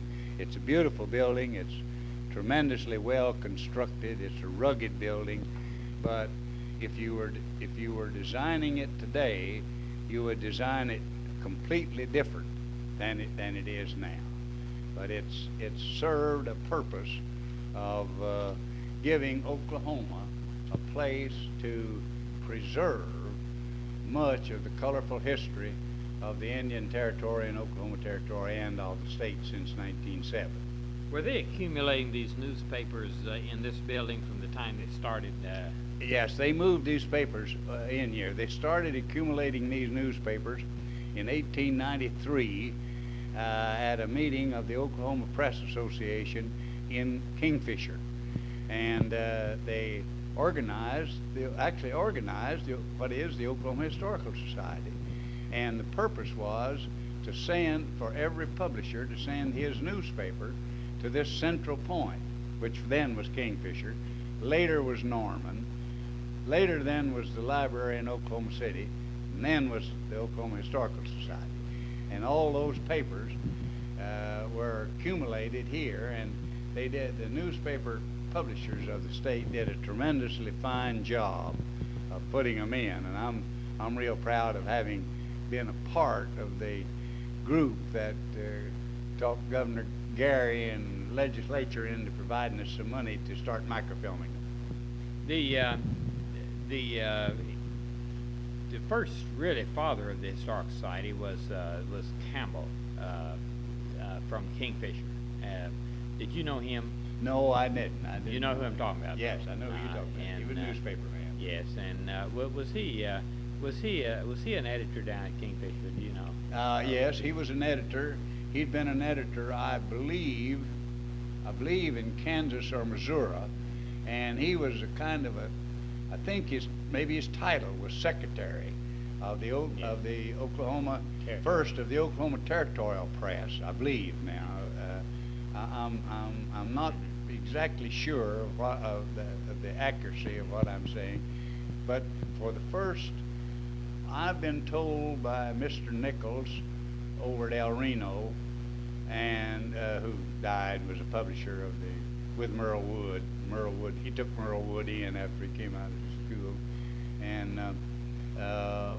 that he accumulated and took care of these first papers. They mailed them to him at Kingfisher, and he was an editor of it. Now he started this. He started the Mistletoe Leaves in 1893. I guess that's right. Now you would know more about that than I do. Of course, that's where we got the name of our present one. Yeah. And I don't know. Yeah. Of course, I'm sure as a publisher, you note the very old-fashioned type of the nameplate of Mistletoe Leaves. Yeah. That is the reproduction of that original type, and it's Is not. it? Yes, and you can tell it's hand-carved type because the letters are not.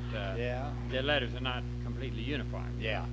But That's right. It's an old font of old-time type, which they apparently tried to make non-uniform. You know, they always. But Mr. Campbell, without him, I am sure there wouldn't have been an Oklahoma Historical Society. But once they got those newspapers accumulated, they thought they had something worthwhile, and they did. They did. Yeah. Well, That's the Oklahoma Historical Society, I am told, and I think reliably, that we have the outstanding newspaper collection from the earliest dates of our state, of any state in the Union. I'm sure that's true. I just feel certain that's true. So that's why I'm so happy about having the microfilming program. And that's why I'm kind of unhappy now that it's not making much progress. But if you attend the board meetings, you hear me gripe about that a little bit. Now, there have been a number of very interesting people who have been associated in the direction of the Historical Society here. Thoburn, of course, and Dr. Thoburn. Dr. Thoburn, and of course, Dr. from Muskogee, the Dr. Foreman, the Mr. Foreman, Foreman. Grant Foreman, and so forth. Why don't you, as you remember the Historical Society, you were in this building before you were on the board, you know. Oh, yeah, so you were around these people. Yeah. Why don't you talk a little bit about some of these people? They were interesting personalities, and I think there were some inner conflicts also within the Historical Society. Oh, yes. Actually, when the Historical Society moved in here and got some reasonably good state appropriations for that day anyway, there developed a kind of a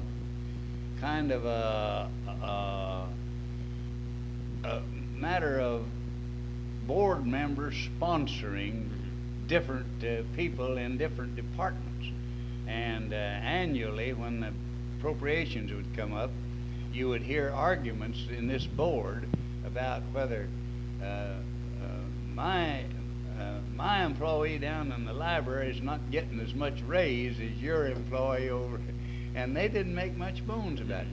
There was a very fine gentleman. He was an abstractor from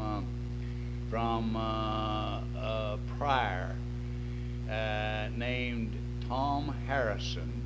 He was a tremendous guy, and he sponsored. I forget which one of the girls he sponsored, but in the legislature, and he was a battler. He was the guy that wouldn't let me get out of the race for president when George Shirk was elected, and I was writing letters supporting George Shirk, and he was writing letters supporting me. It was the screwiest thing you ever run into. And they elected George Shirk and then elected me vice president. But then we had a publisher over at Wagner who was a very, very distinguished leader in the Indian Territory, and gosh, I can't recall his name.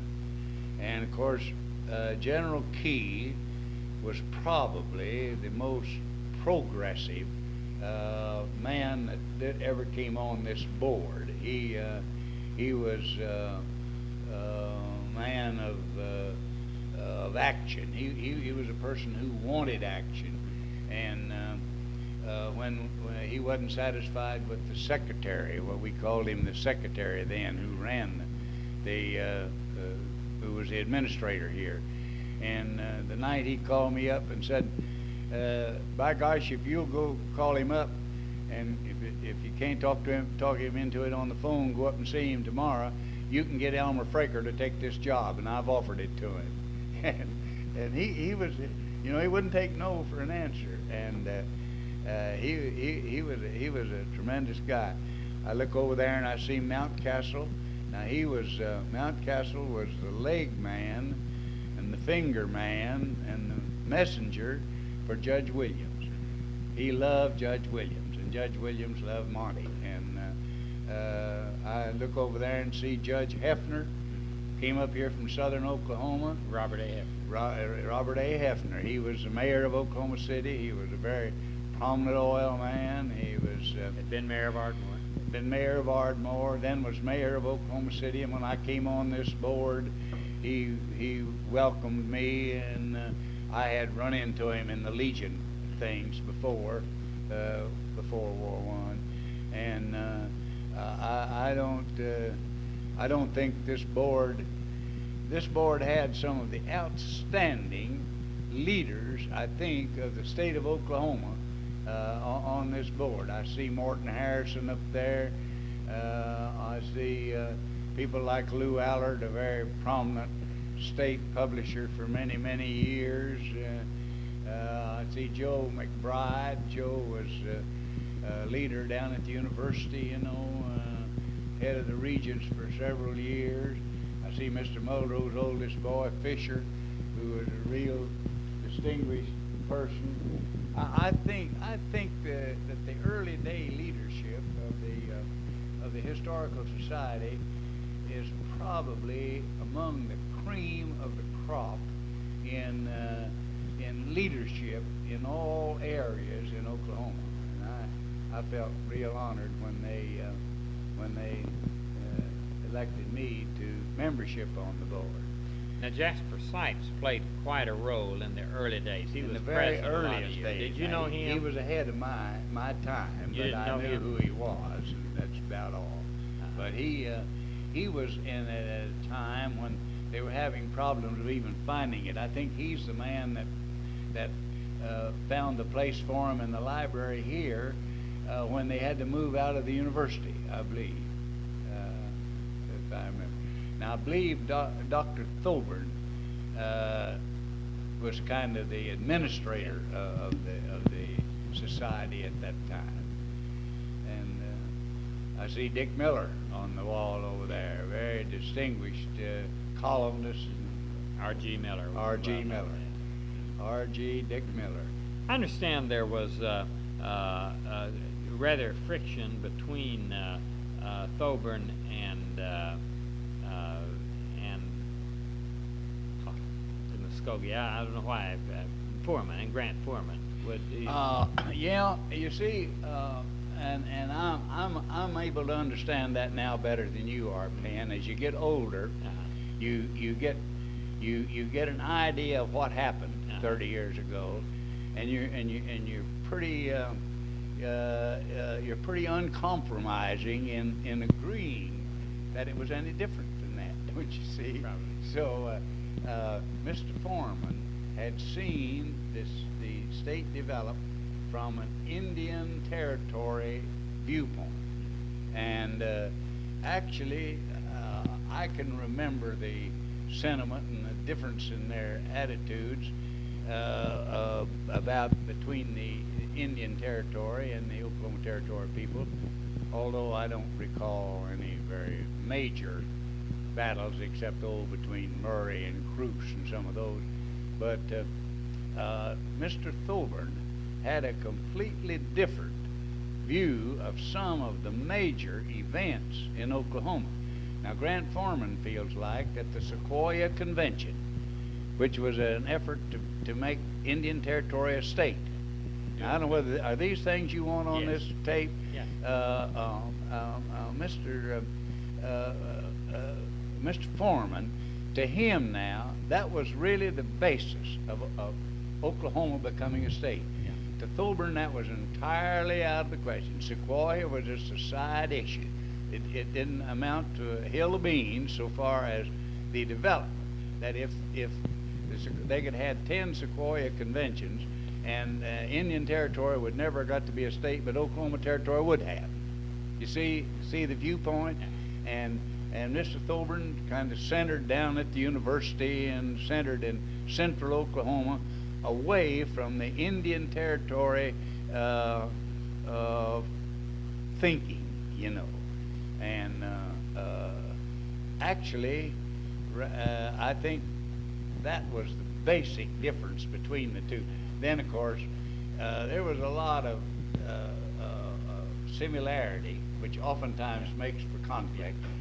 Mr.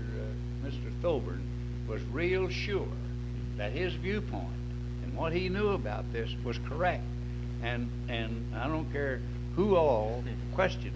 Now, and Mr. Foreman was just as bad. Mr. Foreman had a wife who was equally brilliant and who backed him up.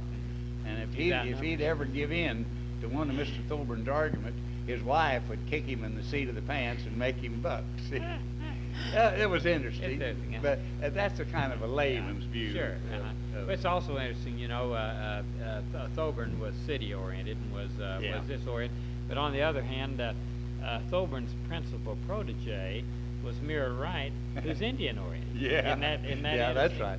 Of course, Muriel Wright was an exceptional person. You've got to remember that she was the daughter of a minister, and being the daughter of a minister, she grew up under an influence, and as she became interested in history, and then got deeply involved with the Historical Society, Muriel Wright had a viewpoint that was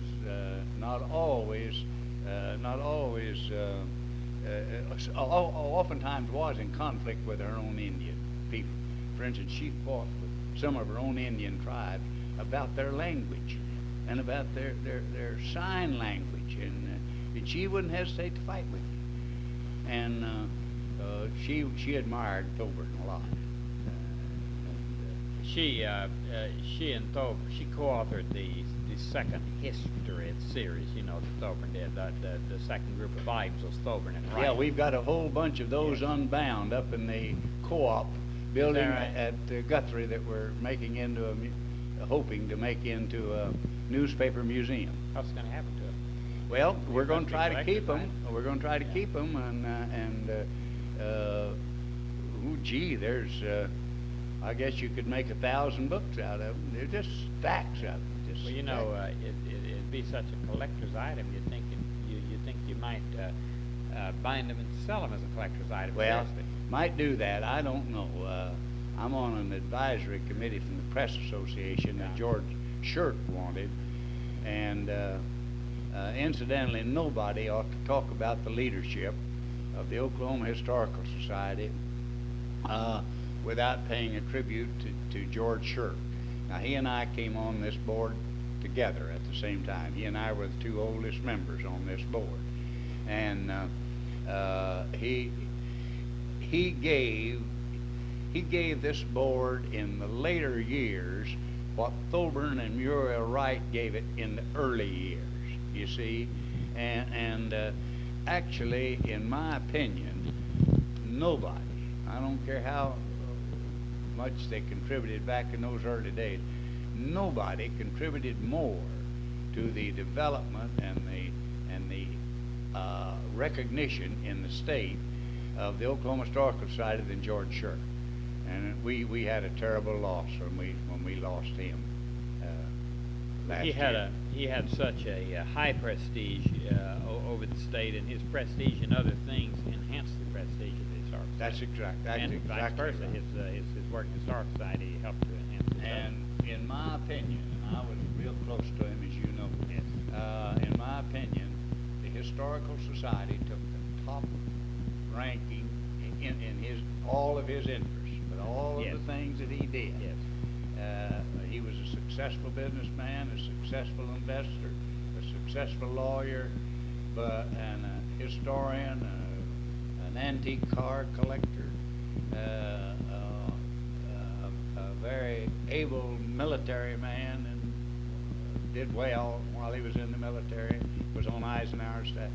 But this historical society probably, I think, topped all of his other interests. And that goes for people like Heine Bass and people of that kind who in these later years have contributed a lot to the historical society. They contributed things that us rank and file type of people can't contribute, you know. We can work, and we can do things that somebody needs to do. We can chop the wood, kind of, but we needed those kind of people to provide the kind of leadership that us buck privates could follow. I think among other things, George Shirk contributed a lot of style to he had a style about him, you know. Well, I hadn't thought about it, but I think that's right. I think that's a good description, that he presented a style, kind of a procedural aura about how we did things, and the things were done honorably and with George Shirk. I think that's right. Well, it's been a great experience for me, and as I have to kind of quit some things, I'm going to quit this last if I, you know, I have you see, being born in the state and living here all my life except the little while I worked in Alabama after the war and then going a couple of times during the wars, Oklahoma's been my state, and I feel like that I owe Oklahoma a lot, and for offering me and my brother, particularly the two of us, Tom Phillips and me, the opportunities that we had. You don't get those in every state, you know. Let's talk about Seminole a minute. You're going there, and while you start, I'm going to run in and make sure that my camera's pulled out of Jack Wettengale's office before they lock that on. Oh, I see. You want me just to go ahead and... Yeah, I'll be right back. Oh, did you cut it off? I know it's Well, I guess what I could tell you about Seminole would be that it was once called the Miracle City. Seminole was originally started along the Rock Island. I believe then it was the Oklahoma and Oklahoma Choctaw or something of that kind railroad. And the Seminole Indians were building the Meckasukie Mission. That was a boys' school 2 miles south and a couple of miles east of Seminole. And a man by the name of Tidmore was the superintendent of construction. So when he ordered material for Meckasukie Mission, why, the people shipping him the material on the old Choctaw Railroad marked it for Tidmore. And they threw it off of the railroad track at Tidmore, which is right down in the bottom of Wewoka Creek, area, you know. And so the old town of Tidmore started back about 93 or 4, somewhere in that, while they was building the Meckasukie Mission, Meckasukie School. And but floods and mosquitoes and snakes, they decided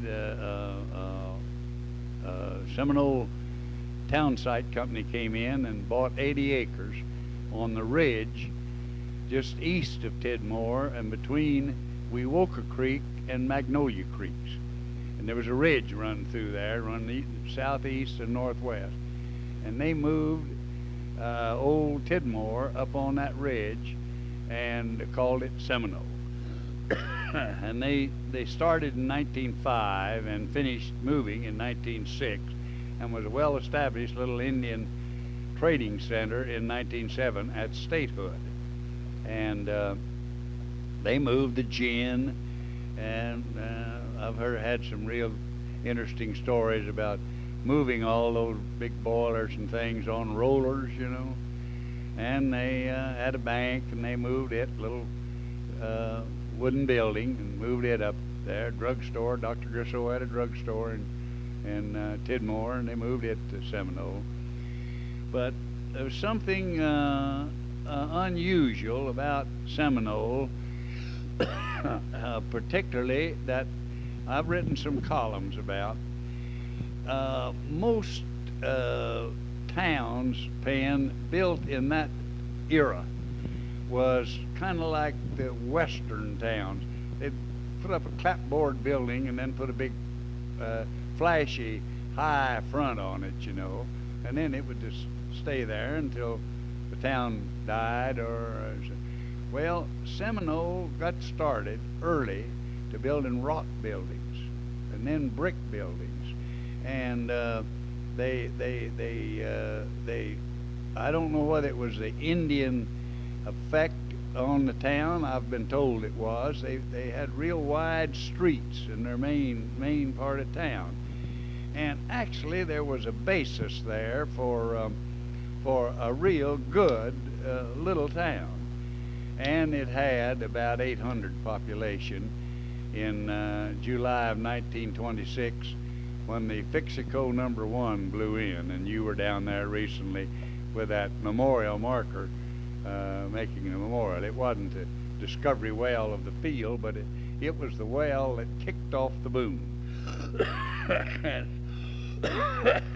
in just a little while, Seminole had just boomed from a little town of 800 or 900 in 1926 to a town of 25,000 or more in the whole area camping around it by 1929. And as the Depression hit, Seminole was just drilling oil wells just as fast as they could drill them, and it became the probably the most orderly but the biggest boom town for doing boomtown business. And they actually shipped more some months out of Seminole in oil and stuff, and shipped in equipment, than they shipped out of Chicago, the biggest town. I understand that Seminole was not even incorporated at the time that the boom hit, and that as a result, all of a sudden they had a town of 20 or 25,000 people and no money because they had just incorporated and couldn't collect taxes. Yeah, it was a town under state law that could organize as a town, but it didn't have a charter. And it was in the Johnston administration. He was governor when we became a city and got a state charter. And Johnston named the first city council, and he named Dr. J.N. Harbor, who was the town council chairman. He named him as mayor. That's part of the Harbor family that went back to the banking business in Shawnee. That's right, in the banking business in Seminole. Dr. J.N. built a hospital, and he was the medical doctor. He had come there to Old Tidmore, and then the other Harbors followed. That was Elmer's father, and Elmer and Raymond, and Elmer was a banker in Seminole, and then bought the bank in Shawnee and was very successful.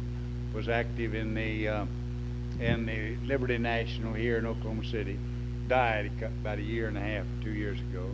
Raymond was a younger brother who started work in the bank when he got out of college after World War I, and just sold it recently to some other interests, some other people. And I understand that first year now, with all of these, all this equipment coming in, tearing up the dirt streets and that sort of thing, that there was, with the first year, no money to pave because they had to be incorporated a certain length of time before they could actually collect those taxes. Do you? Oh yeah, no, they didn't pave any They started paving in Seminole in about 1929, and it was paved with brick. And we've still got our brick Main Street paved with brick. Yeah, I was watching a parade on it last week, I guess. Yeah, I guess you were. And but it was well administered.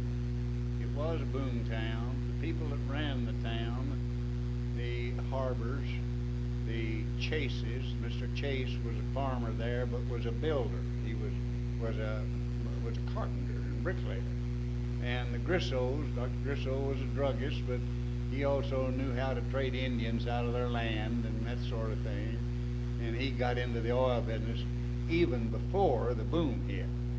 And the Killingsworths, they were merchants, and those people built a pretty sound town even before the boom had hit. And the town has made pretty good progress. Of course, when oil pooped out, when I moved to Seminole in 1946, Mr. Jackson and later his wife, who then was his employer, in 1927, James D. Jackson, and Sadie Franklin started the Seminole Producer in May of 1927, after the boom had hit and somebody else had tried to run a little paper called the Tribune and didn't make it go or something. They started the Seminole Producer. But those people built real solid, and when we moved there in 46, why, of course, the war was over, and the oil business was beginning to drop. But the people didn't get real hungry until about 1952 or 53. And then when they got began to get hungry, well, they got high behind. And you were that town has some real fine, diversified manufacturing now, and is a real prosperous little town. Around, I think it'll be 11 or 12,000 this year. Now they always, and another thing about the town, and this is typical of oil patch people, in 1930, with all this oil boom, they decided that they'd better have a more population, and they had to, but they didn't want to take in Bishop's Alley, which was all the dance halls and gambling places. So they passed a resolution and took in these places till the census was over, and then canceled the resolution. Then in the 1930s, they got what they call a superior court, and it was only good for towns of 10,000. So in 1940 and 1950 and 1960, why, they would annex by resolution the area around it, and we was 11, 12,000 all the time. Then in 1970, well, the mayor said, no, we ain't gonna do that no more, and now we dropped down to below 8,000. But we'll come back now, I think, to between 11 and 12,000. As in Bishop's Alley began across the street from the library there. It began right north of the library. Yeah, right across the If you went across the street north, that was, as you got down to the bottom of that hill, that's where Bishop's Alley. Where that nice restaurant is, the new one. That nice restaurant was there. Mr. Bishop built it. He owned that land. And then right behind his house was where the alley started. And the old boardwalk went down in these little old cubby holes where the gals would entertain you, and dance halls off of, and boy, it was a wild and woolly area. I took some equipment over there in 19 and I took it to Earlsboro, and I went in, couldn't find a room, and I went into Seminole to stay all night. Like to not found a room there. I guess that was 28. And I want to tell you that town was so jammed, packed, that you just couldn't hardly believe it. And they had begun to get some paving then, but boy, you get right at the end of the paving, she'd just be mud ankle deep. you were talking at lunch about the, which I think is probably an element of human nature, which is probably true at Seminole and anywhere else, and that's how you tried to raise some money for industrial development earlier when people were more prosperous. Really, they had more stuff coming in, but you couldn't do any good until you things began to get a little hard, and then you could raise the money. Why don't you tell about that? Well, in 1950, when we moved down there, Tom and I did a little checking. Jim Jackson called Tom and said, if you and Milt want the producer, we'll sell it to you. We don't know yet how much we want. Tom called me. I was near Oklahoma City running his veterans program. And I said, yeah, I think I'd like Seminole. I had a commitment from Mr. Wentz to buy Wewoka. So I said, well, if we can buy Seminole, why, we'll, then later we can maybe get the money to buy Wewoka and have all 3 papers, which we did later buy. But anyway, I went down to Seminole and looked the thing all over and went to Tulsa and talked to some oil people. And they said there was 10 or 15 years of good oil production around Seminole, but it was going down pretty fast. And oil was of a price then that they wouldn't spend much money on an oil well, you see, to keep it going. So they was dropping down pretty fast. When I went there in 46, and by 1950 I had screamed so much down at the Chamber of Commerce and in the Civic Club meetings about let's get going and do something about industry here. We got a lot of oil patch boys who know how to work and who know how to use machinery. Let's get some industry. So we started a campaign. A man that ran the butane company was the president of the chamber, and he named me chairman, of course. When you scream around the little town Chamber of Commerce, you always get to be chairman. So we went out to raise $50,000, and we worked for 3 or 4 months, and we couldn't raise it for an industrial foundation. And finally, we just took all the checks back and pledges back and give them to the guys and called it off. But by 1952 or 53, they was beginning to get hungry. Now, they had the money in 50. In fact, there was better shape in 50 to have contributed paying than they were in 52 and 53. And then 54, we formed the foundation. But we raised $15,000 just like that to make the down payment on a tract, industrial tract out there. We call it the Gulf Camp, and borrowed 15 to buy it. We went out and raised $167,000 and a few $100 for the first industry that come in, and took 13-year notes, 3 years without any interest, and people bought them and put their money in them. And they did that even though they didn't have as much money, but they were getting hungry. So that, I think that's typical, as you say, of human being, but it was sure typical of Seminole.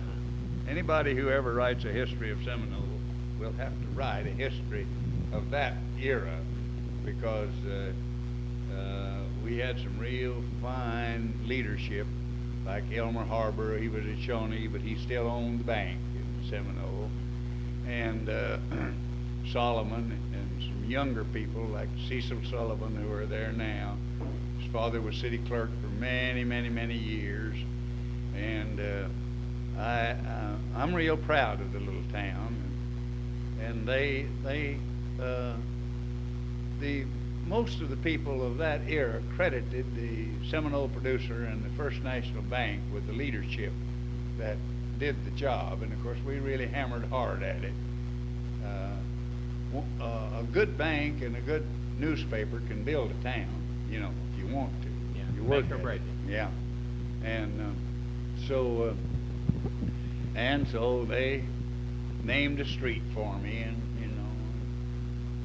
they've been nicer to me than I deserve. But the town is really supported. Now it's getting a little affluent, and it's getting a little cantankerous, and gets a little fighting with each other. And we've got some pretty big programs coming on. We've got one company that we have started with a real small building Now they've expanded, and now they're about to bring one of their major eastern headquarters to Seminole. What is that company? That's the Kelsey Hayes Company. They, Mr. Kelsey started making wheels when they were invented. They make wheels and brakes.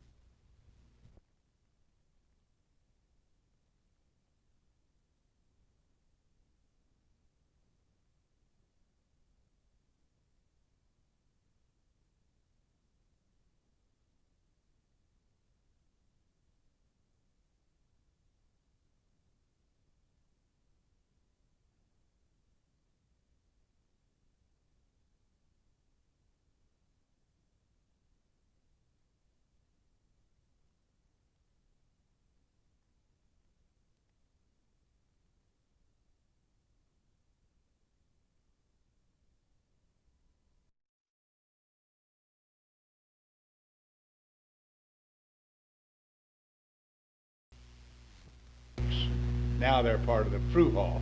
They build trucks and frames and all stuff like that. What have been some of your most interesting experiences in Seminole that you can think of? Well, some of my most interesting experiences has been trying to get a city manager form of government. And boy, we went through 4 elections before we ever got one. Now we're in our 3rd city manager, and each one has had some good points, but each one have been spenders. We've had hard luck with them. But the long fights to get a city charter, and I worked on as a member of the board that drew up the charter. They elect those. The city elects them, you know. And some other interesting times was when we, not 3 or 4 years ago, we got a psychiatric police chief that hired a thug to burn us out in our newspaper. And then, you know, What's the name of that? How'd that end up? That ended up him getting run out of town by the people. Did he ever physically try to start a fire? We don't think so. 2 or 3 times we ran people off. We kept somebody down in the plant for about a month, and at night, so they could hear anybody out. But we figured they'd set it from the alley, you know, and they run. But we don't know that. We do know the thug that he hired. And why was he after you? Oh, well, we were telling the people what kind of a chief of police he was. That's our job. How'd you find out about the thug? How did you? I mean. Another thug told us that this one was getting paid by the chief of police to burn us out. Oh. And you see, what those people don't realize is that there's always another thug to tell you. You know. That's just as true of a newspaper, and particularly one that's been in the middle of a lot of fights like we have. And we're in one now, of course, suing the sheriff to let him to open his records so we can see them. And I've had people call me in the middle of the night, say, "You SOB, I'll get you," and I'll say, "Well, get in line." Several going to do that. Just get in line, and then you can take your turn. And you know, it's kind of things like that from time to time are interesting. I don't know. You were telling me 3 or 4 years ago. I don't remember exactly the occasion, but it was just conversation. You may not remember, but it's somebody who was mad at you who wasn't going to go to something because it's on Milt Phillips Boulevard. Do you remember that? Yeah. What was that? Well, of course, that was First Street, and State Highway 99 runs through town on it. And so the mayor and council named it Milt Phillips Avenue. Oh, they kind of got excited. The year I got inducted into the Hall of Fame here in the state, why, they had a Milt Phillips Day, you know, and had a big dinner, and had Mike Monroney and a bunch of people down there, and they named that street, the council did, and then announced it that night at this dinner. And so then they were I had an old gentleman that had a recreation vehicle deal, and he was back off of the street, and he wanted the filling station in front of his place. And so when the people, I believe it was technical people, went over and said, okay, we got this building, now you can have it as a filling station. He said, hell no, I don't want it. It's on Milt Phillips Avenue, and I don't want anything on Milt Phillips Avenue. Yeah, put in his ad, wouldn't he? So you run into all kinds of things like that, Pan, when you're dealing with the public.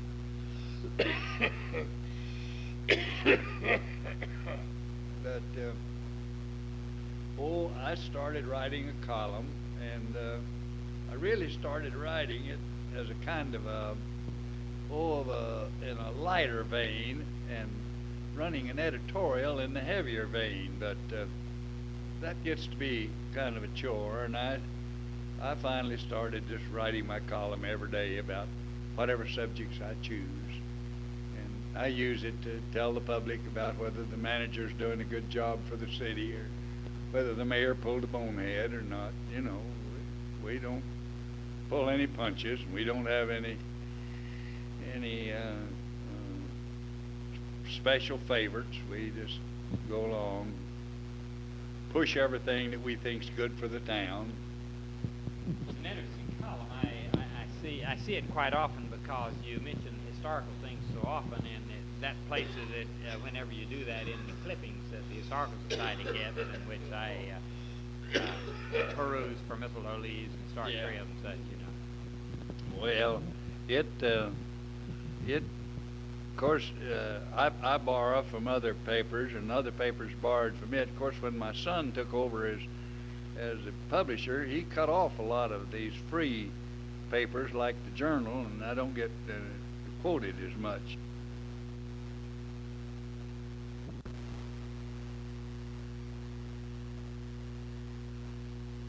Opportunities to explain to people, to your readers, to the people in the area.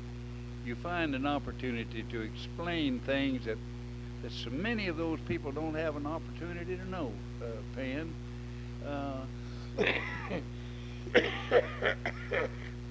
Excuse me. I really think that once you can establish the fact, and of course the Republicans call me a socialist, and the Democrats call me a Republican, and then other names that aren't as complimentary by different people. But if you can use a newspaper column in a community, it does two things. It gives your paper, your newspaper, a kind of an identity. Do you realize that and then the second thing is, it gives you a place where you can explain intricate governmental things.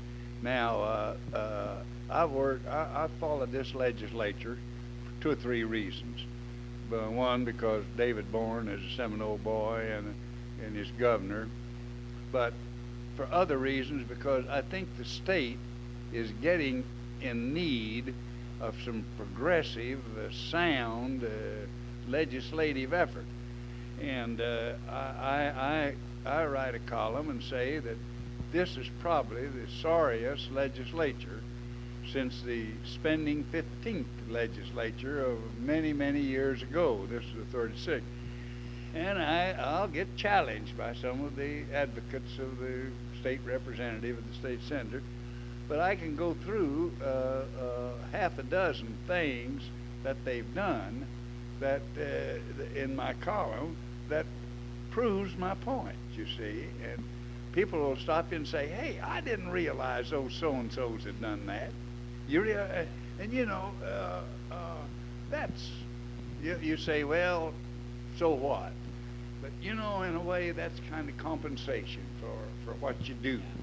And I guess we all would like to have what we think we do for a community or for others appreciate it. But in being a newspaper man, you've got to be hard-shelled, as you know. You've been a newspaper man, and you've got to be hard-shelled enough to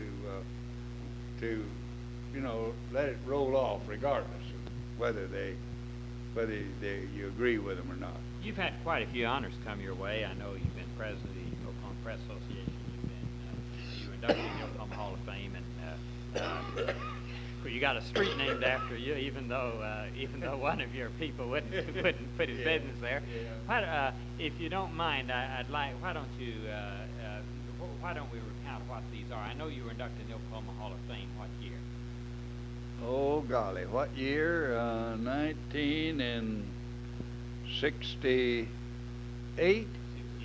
I believe, somewhere in there. And that was the year you got this street named after. Yeah, that was the year they named the street after me.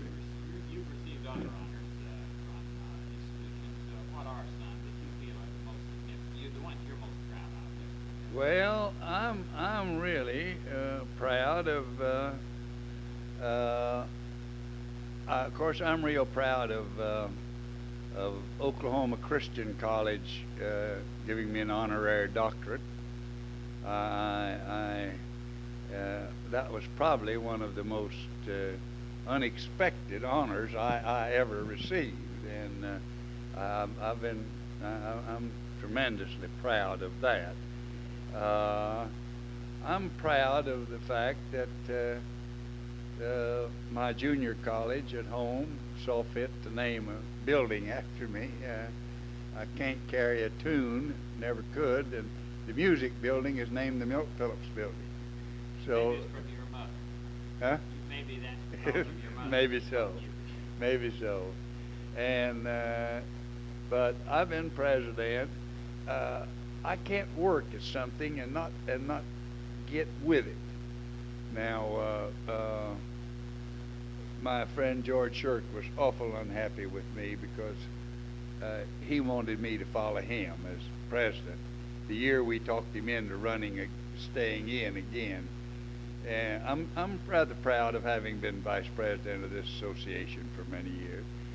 I've been president of my alumni association at the University of Oklahoma. I helped organize. That's pretty good when you're not an alumnus. I am an alumnus. Oh, you a former student. Yeah. I didn't graduate. Yeah. I'm not a graduate. That's right. The OU Alumni Association is a former student. Yeah. So no, they wouldn't have elected me if I had. I've served 2 terms on the board, and then I've been honored by the journalism school at the university as the outstanding editor of the year. I've been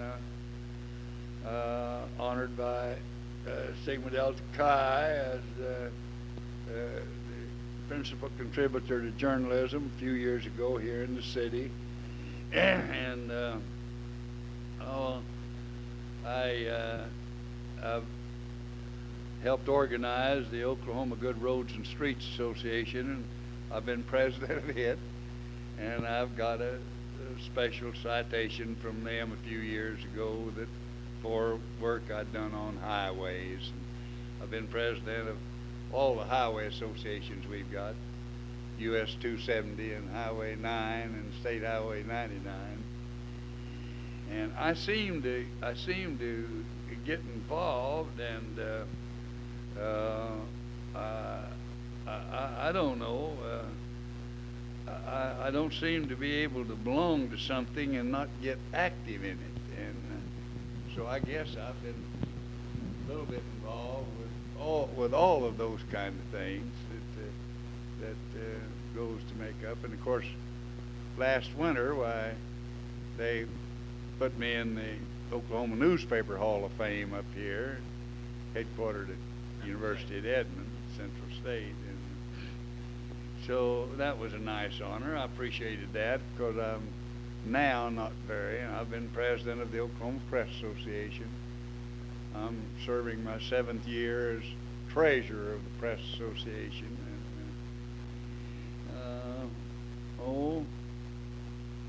gosh, I don't know, it seemed to me like half the things I've been involved in, I got chumped off as president or something of them. But I guess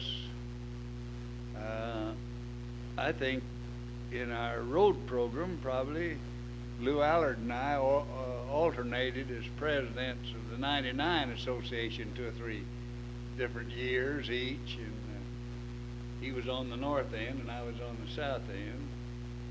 I've served on the Turnpike Authority by appointments of both Governor Murray and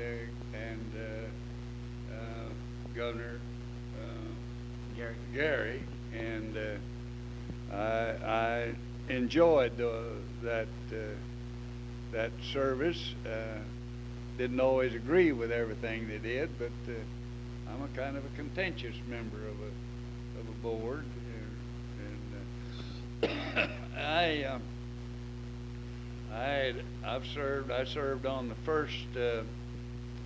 first judicial nominating commission. That was Governor Bartlett called it an advisory commission. Then the state legislature established it as a state body to make nominations for judicial. That's the one Low Runkle headed, wasn't it? Yes, and I was on when Low Runkle was, and then I was appointed and served as a member of the first official body. And but one day after Mr. Hall was elected, he found out I was on it, and I was off the next day. But and I noticed they're having some arguments about the other commission that works with it now. That's the investigative commission. And I think we did some good work. Low Runkle was a real outstanding chairman. He did a real fine job on that judicial nominating commission, and I'm rather proud of having served on that.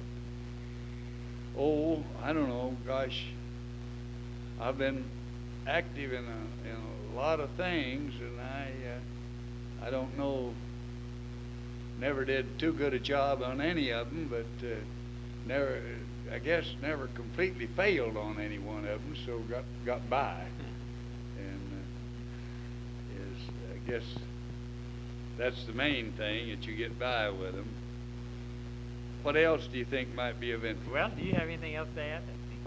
Oh, Penn, I don't think so.